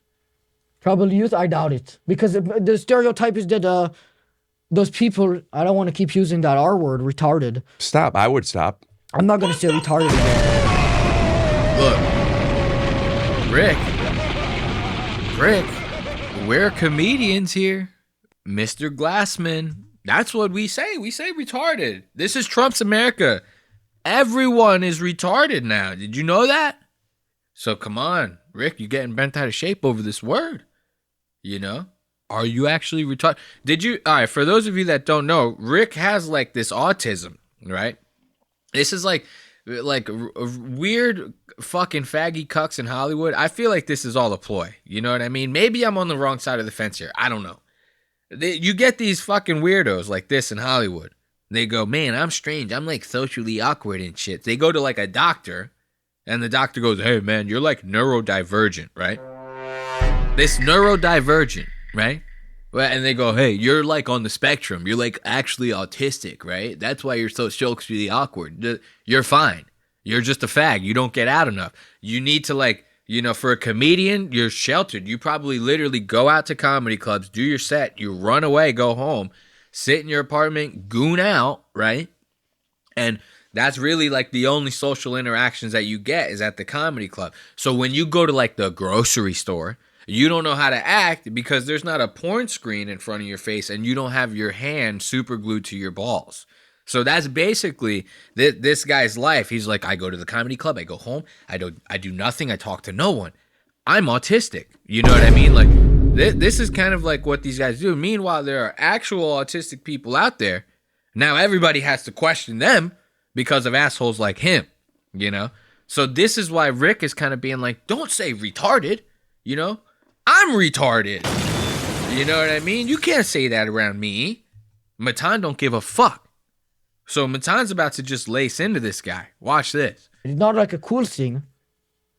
Did you do the assignments when you were in school? I had to go to a special school. For like retarded people, or I don't understand. For troubled youth. Troubled youth? I doubt it, because the stereotype is that those people. I don't want to keep using that R word, retarded. Stop. I would stop. I'm not gonna say retarded again. But those people like you guys, those retards. What the fuck? Look at this guy. Look. He looks right up at the producer. He goes, I might break character again, you know, because I'm calling this guy retarded like 5 different times. He'd do nothing to me. You know what I mean? This guy, he's fucking priceless, dude. When I heard him say this, I could not stop laughing when I was watching this shit. I was like, dude, this Matan guy actually might be like the greatest genius of our time. You know, annoying as fuck, yes. Fake accent, yes. A genius, also yes. I mean, this guy, this was funny as fuck. Those people, I don't want to keep using that R word, retarded. Stop. I would stop. I'm not going to say retarded again. But those people like you guys, those retards, they're known for being pretty good as long as they're not with Down syndrome in school. Okay. Look, now Rick's getting pissed off. Okay. You know, didn't we just go over this? You're not supposed to say retarded? You know what I mean? Now, we're running out of time here. We still got the Logan Paul segment. So I just want to share the exit. You know what I mean? Because there's some. Well, we'll show the funny. We'll actually end it on Rick's ruined bit. Once again, Rick trying to pull the power dynamic. He tries to pull off this bit on Matan. Matan ends up ruining the whole fucking thing. Watch this. You don't know if you should be uncomfortable or if you should just play along. No, because you don't know me. Let me you ask didn't do you a any question. research. You haven't even seen Total Recall. I did research for you. Really? I did research. Ask me a trivia question about yourself. Sure. There's something that somebody would know if they watch something. Do I or do I not love a mustache? Yeah, you like them. You have the little one in your pocket. Well, you have one. Oh. Ruined the bit. What the fuck is that? Watch, Rick. If you pay attention, Matan he pinpointed this from like a mile away. Look at Rick. He goes into his pocket. He pulls something out, right? Matan sees this right away. He knows Rick's about to try to do a bit. He goes to ruin the whole thing. Doesn't even let Rick get even a hand over to try to pull anything off before. Wait until you see what the bit is. Dumbest shit I've ever seen. Sure. There's something that somebody would know if they watch something. Do I or do I not love a mustache? Yeah, you like them. You have the little one in your pocket. Well, you have one. You have one on you right now? Yeah, I fucking called it, bitch. I fucking called it. Why not wear it? Look, he pulls out a goddamn mustache. He tries to do like a little magic trick. Like he goes, I'm gonna show you something. He goes, look, I got a mustache for you. You know what I mean? Like Matan's like, bitch, get that. He slaps his hand out the way. You get nowhere near my face with the mustache. I fuck your whole bit up. And Matan's gonna start rubbing in his face. That's insult to injury. Right now, Matan's rubbing dirt in his wounds. Watch this. Salt, if you will. I fucking called that. I ruined your little bit that you had that shit in your pocket. And that's the point I'm making. Instead of playing along with somebody, you want to ruin it. I ruined it. By design, you're trying to ruin and things. I did. I got And that's what I mean about being adversarial. I don't know what that you word came means. in here That's above my vocabulary level. Even your own man agreed with me. Oh, he's asking for the mustache. Oh, please. He wanted daps and he got him. Give him the mustache. Buddy. I called that shit. I ruined your fucking bit about that. Oh, look, I love that. I ruined your fucking bit. He's like, you stupid fucking bitch. I love Rick can't get a win. Rick can't get a win. We're going to end it on this exit and then we're going to move on. This is going to be a quick one. Check out this exit. Even on the way out, Matan won't let this asshole breathe. Watch this. All right.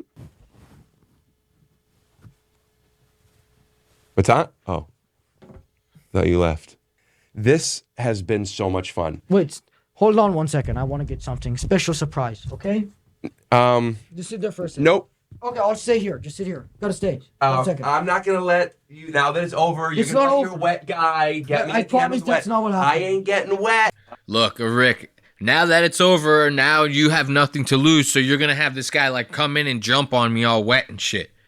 He's like, no, stay right here. You have to stay right here. Rick's like, dude, you're not getting me wet. Watch, this guy gets so fucking pissed. Just sit there for a second. Nope. Okay, I'll stay here. Just sit here. Got a stage. 1 second. I'm not going to let you, now that it's over, you're going to let your wet guy get me. I promise that's not what happened. I ain't getting wet. I'm not getting wet, man. Wait for long neck. Wait for long neck. Let's give it up for Rick Glassman. Good old Rick. Finally getting what he deserves. I mean, this guy, he tries to pull shit like that every interview, everywhere he goes. If you go back a couple episodes back, I have a coverage on Rick where he ends up pulling shit like this on a Sam Morril podcast on Tiger Belly, right? Sam Morril goes on there to promote his new special, comes out like the day after the podcast or some shit. Rick Glassman crashes the podcast, makes the whole shit about him. You hear no mention of Sam's special, which happened to suck, by the way. And he basically take over the whole episode. This is Rick's, that's what Rick's used to. He's not used to it happening to him. And for that, we love Matan. Give it up for him again. Now, we're going to end up jumping into these Logan Paul time codes and finish out the episode. This was very cringe shit right here. Because Logan basically, to give you some context of what this is, Logan basically hired a quote-unquote lookalike, right, to go and do an interview with the BBC, the British Broadcast Company, okay? He did this because they're doing a story on a bunch of different crypto coin scams that Logan has been involved with. Logan ended up making this app called Crypto Zoo where you can like play this game and the whole thing's revolved around crypto. People were buying in a bunch of coins, blah, blah, blah, into the app. I don't even think the app exists anymore. All of the coins got pumped and dumped by Logan and his team. They made an assload of money. All these people got fucked out of like an assload of their life savings, whatever you want to call it. That's pretty much the whole scam in a nutshell. On top of other ones that he may or may not have been involved with. This is all allegedly on Logan, you know? Let's not get sued. So the BBC is doing a story on that. They want to get Logan's side. This is typical for journalists to do this. They go, hey, we have our side. Would you like to give us your side so that we can take that into consideration when finishing the article? If you do not get back to us, then we still have the right to report on our side what we have found. We just won't get your input on it. And that might be important to you to have that in the public eye. So a lot of journalists, they're going to go with the story regardless. They're doing you a favor by saying, hey, do you want to put input on it? You know what I mean? So that's what they're doing to Logan. They're trying to set up an interview so they can go, hey, you want to give us your side of the story on this? Because we already have all the evidence, all the stuff over here. If you want to defend yourself, we will do you that solid. And instead of going through with a serious interview about a crime that him and his team have committed, which got exposed by CoffeeZilla, Logan went to say that he was going to pay everybody back. Instead of doing that, he went on to sue CoffeeZilla. Instead of going through with this serious interview for all this stuff, right? He ends up trying to send a lookalike over to do the interview to try to make the reporter look like an asshole. Little does Logan know, pretty much anything he does is going to make him look like an asshole. And to do something like this, it's going to make him look like an even bigger asshole. Most famous people by many metrics in the world. Oh my God, he actually thinks it's me. What a dumb. Like, these are some very serious questions. I'm a very serious guy. I'm a serious person, bro. See, so now you saw that fucking lookalike? They're doing like a little bit of foreshadowing here, right? Logan actually might be retarded. What the f? This is crazy. You might recognize this handsome devil. His name is Matt Shea, and he works for the BBC and Vice. He's the grown... Look at that's handsome Squidward. That's handsome Squidward right there. Jake was right. Dude, Jake was right. So now watch. He goes to like talk shit about this guy by defending Andrew Tate, right? That Andrew Tate, everybody hates him, right? Everybody's calling him like a rapist. You know what I mean? He's a misogynist. Andrew Tate, as far as everybody's concerned, pretty bad guy, right? Logan's gonna try to paint this BBC reporter as a bad dude for doing a hit piece on Andrew Tate. He actually might be retarded. Listen to this.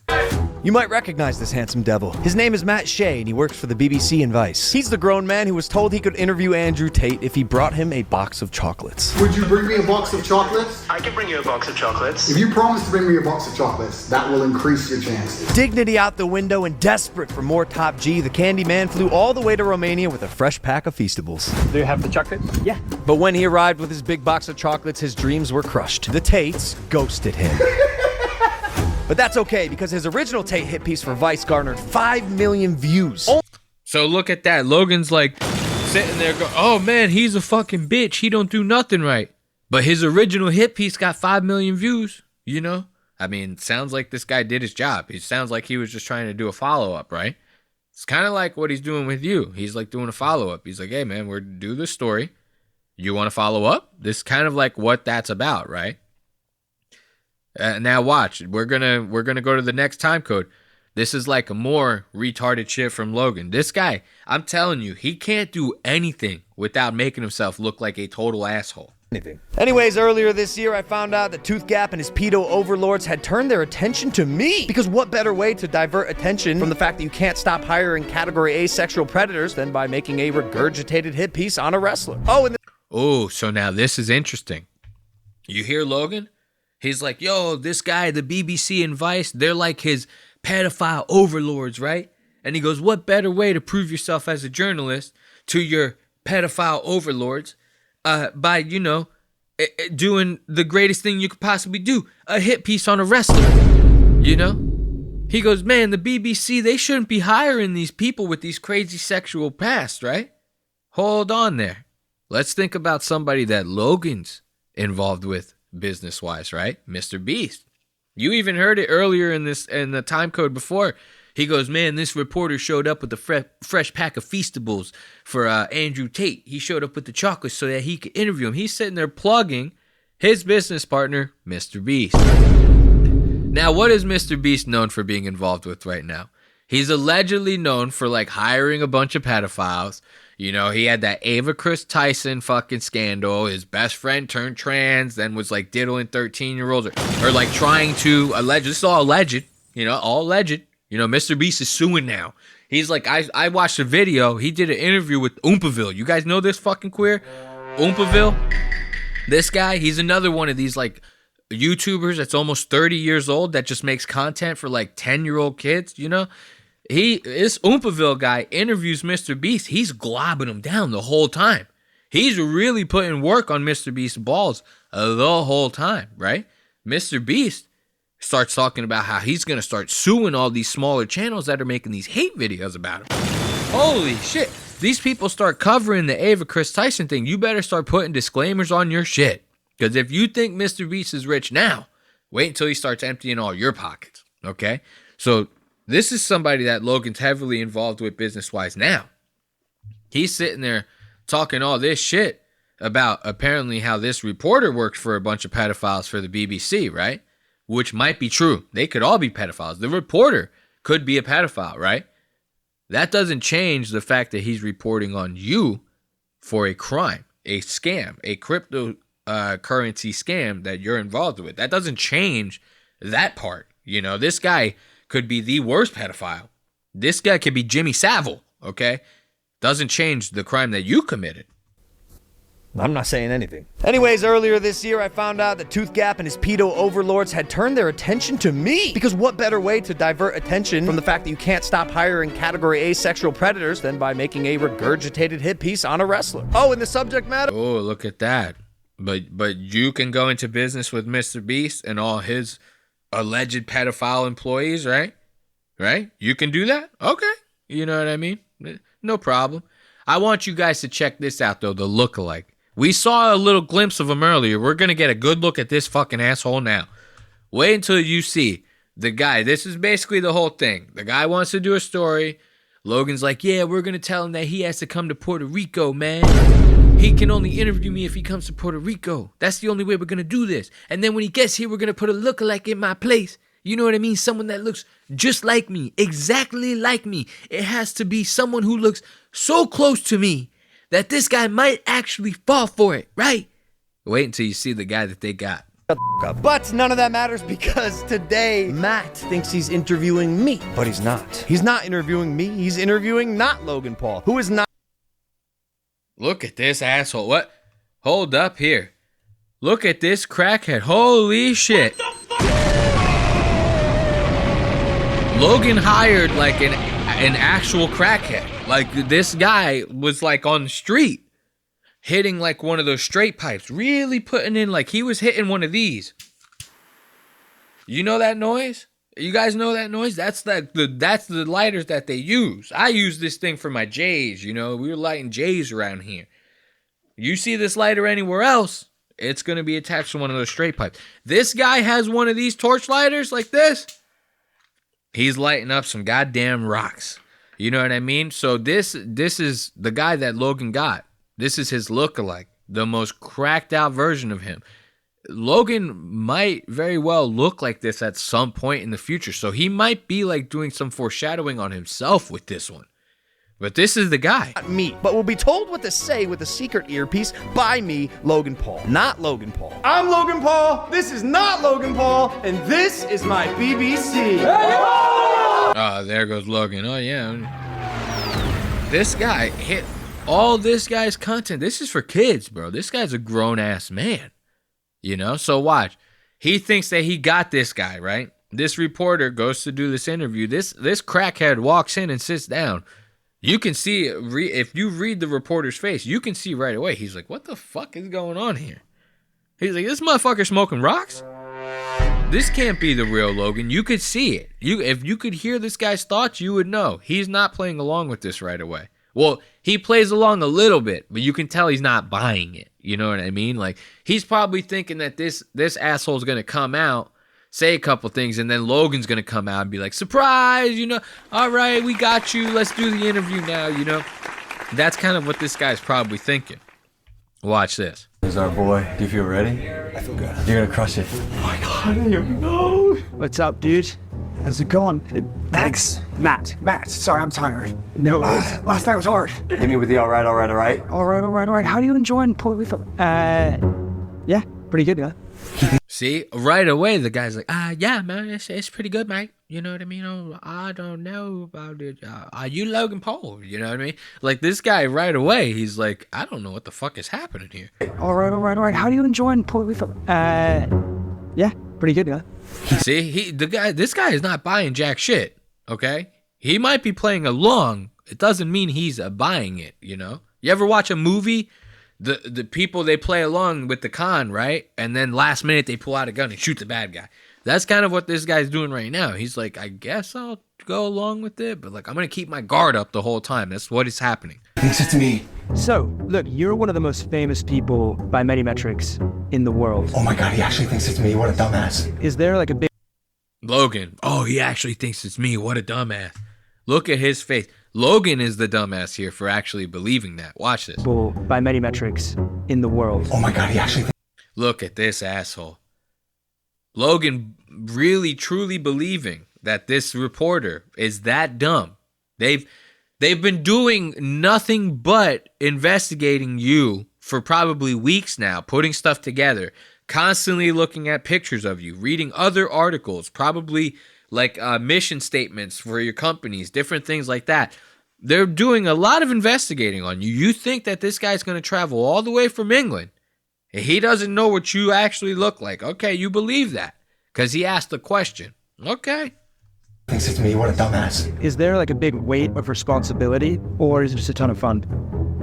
Bro, I'm 205 pounds. I feel like the shit. 205 pounds, I feel like the shit. This is an amazing.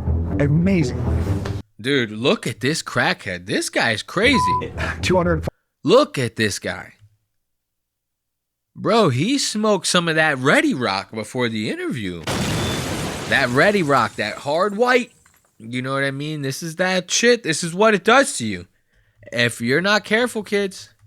If you're not careful, look at the fucking teeth. His teeth are tiny. Look at how tiny this guy's teeth are.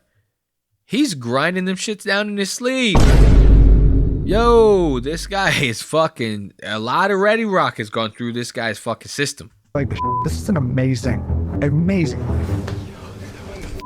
Would you say that translating that... Ooh, you saw that little tick? He's like, with his lip, he just did that? This guy's itching for some more rock. Amazing. Look, watch. Would you say that translating... Ooh, you saw that? Look at him. Oh, look at that. You trying to tell me this guy is not itching right now? This guy's skin is fucking crawling. Holy shit. Translating that fame and that following into... Wait, are those notes? Oh, you got notes. I didn't bring any notes. I didn't know it was this serious. I don't have any notes. I'm a little underprepared. This guy don't even sound like Logan. He sounds like when I do my impression of Logan making fun of him. Like when I'm like, yeah, Logan is like, yo, dog, this is like me, dog. And like, I'm over here doing Logan Paul shit, man. Like, he sounds like that. This guy legitimately sounds like me when I'm making fun of Logan. Listen to him. Notes. I didn't bring any notes. I didn't know it was this serious. I don't have any notes. I'm a little underprepared. No worries. Would you say that translating that fame and influence into wealth is something you've been particularly focused on? Yeah, of course. I'm rich as hell. Yeah, I mean, I'm rich and famous saying... Look, Logan, I'm rich as hell, dog. Logan really thinking that, like, he's getting one off on this guy. Watch. This guy, this is where he's going to come out. He's like, yo, dude, can we stop with this, like, charade? This, like, bullshit you're doing, please? Look, Logan over here dying. Logan's like, I can't believe it, bro. He's, like, buying all this shit, man. Like, yo, this is crazy, dog. Shut the fuck up. This is f***ing crazy. Why do you look so different to me? Jim, is it just me? Does you look different? Oh, he's noticing now. I'm tired, bro. I'm really tired. But I'm locked in, I swear to God, bro. I'm locked in. I'm ready for this interview. I have to say, the real Logan Paul looks very different. Did you come all the way over here to ask about how I look? Not everyone is as handsome as you, Matt. You look pretty good too right now, though. Yeah. See? Look, this guy looking into the camera. I can't believe that I flew all the way out here for this, mate. This is fucking bullshit, man. I can't believe they put me in the room with this crackhead right here. Right? I come all the way from the BBC, mate. And they put me in here with this crackhead like this. And I gotta stare into this fucking camera and do this shit, man. This is fucking bananas. This guy. Is Logan coming? I'm right here, bud. Joking, right? This is a joke. Bro, you have 15 minutes. Look, the producers, you're fucking joking, right? This is a fucking joke, right? Now watch. They look, all of this is it's childish, right? But it's still kind of like a little bit funny. Like if you do this, right? If the right person does this, not Logan, if the right person does this would be fucking hilarious. You know what I mean? The fact that Logan's name is attached to it, he's like, everyone's gonna hate it. Doesn't matter. This could have been funnier than fucking all hell. Everyone would hate it, okay? But it's kind of like, it's passable. It's not like the most childish thing. It's like, you're rich, you can afford to have a little fun with your money. Okay, you're having a little fun with your money. And you're sticking it to like a big company like the BBC. Us little guys, we like stuff like that. Not coming from you, but we like stuff like that, right? Now, this is where Logan starts to go off the rails. This guy catches on. He goes, man, it's the real Logan Paul coming here, mate. Like, as a matter of fact, don't even worry about it, mate. We're just going to get out of here. We're just going to chip, cheerio. We're going to get on the first plane back to London. We're going to be gone, okay? Because we didn't come to put up with this bullshit, mate. They attack this guy. They bring a whole squad of people in to fucking ambush this dude. Watch this. Let's just get out of here. This reporter's shutting down. Rodney, I'm sending him in. BBC is filed. BBC is filed. Higher than filed. Higher than filed. No way, bro. Still touching tower. Still touching tower. Ask him about his personal account. Not share at gmail.com is website. Tell him he unlocked 3 achievements. Amazing Come achievements. Oh, he's leaving. Look, so now they ambush this dude. And they stick a mic in his face. They go, yo, did you know your personal email is linked to like Pornhub, bruh? Which I'm not gonna lie, it's a good find. It's a good find. You know what I mean? I don't know how people do that. How do you find out if somebody else's shit is linked to another account? Like a website? Do those websites like post the emails? Was it an information leak? How do these people get this information? You know what I could do with information like that? You know what I mean? I need it. So if you know, put it in the chat. This like ambushes the fuck out of him. And he's like so proud of this, right? He's prouder than fuck of this. Now watch. He goes to recap this. He's like, yo, man, we fucking got him, bro. We got him. Yo, this motherfucker thought it was me for 3 minutes. It took him 3 minutes to go, you look a little different. Well, you know, bro, Rodney. Whoa, wait a minute. Hold up. I don't know how did no one notice this before? You know, bro, Rodney. Wait a minute. Right there. What is this? What is this? Who's the jugs, bro? They should have sent her in there, bro. No, I'm just kidding. All right, but seriously, look at this fucking crackhead, bro. These two are like peas in a pod. Logan and his future self hugging it out. You know what I mean? They're so proud of each other. They're like, we did it, bro. We pranked him. We pranked the BBC. So look, that was a great success. I cannot believe that guy keeps getting got. Something I'm also gonna do, donate $50,000 to a children's organization that focus on children suffering and who are being abused. Something that we have not seen the BBC do yet, even though they've been platforming the worst people on the planet for the past 50 years. With that said, guess we're a prank channel now. Oh, guess we're a prank channel now, bro. Look at this asshole's face. This guy has to be one of the worst humans on planet Earth. And for that, we love him. Let's give it up. for Logan Paul. And let's finish out this episode, man. Let's play a little bit of those good old tunes, you know what I mean? And then we'll get ready to call it a day. What do we got? Ooh, that's not a bad little exit song, right? I think I'm actually going to exit on a J as well. If you guys want, you could smoke your way out too.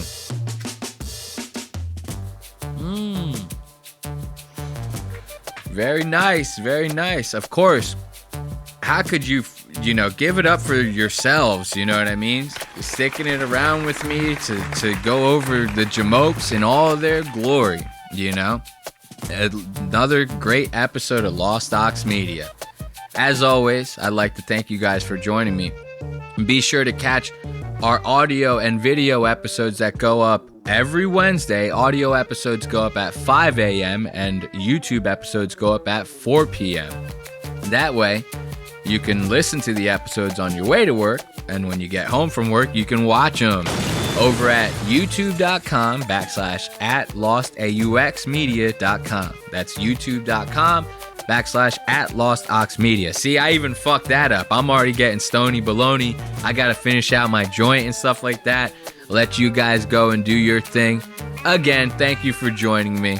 And I bid you adieu on another beautiful episode of Lost Aux Media. Until next week, take care of yourselves and goodbye.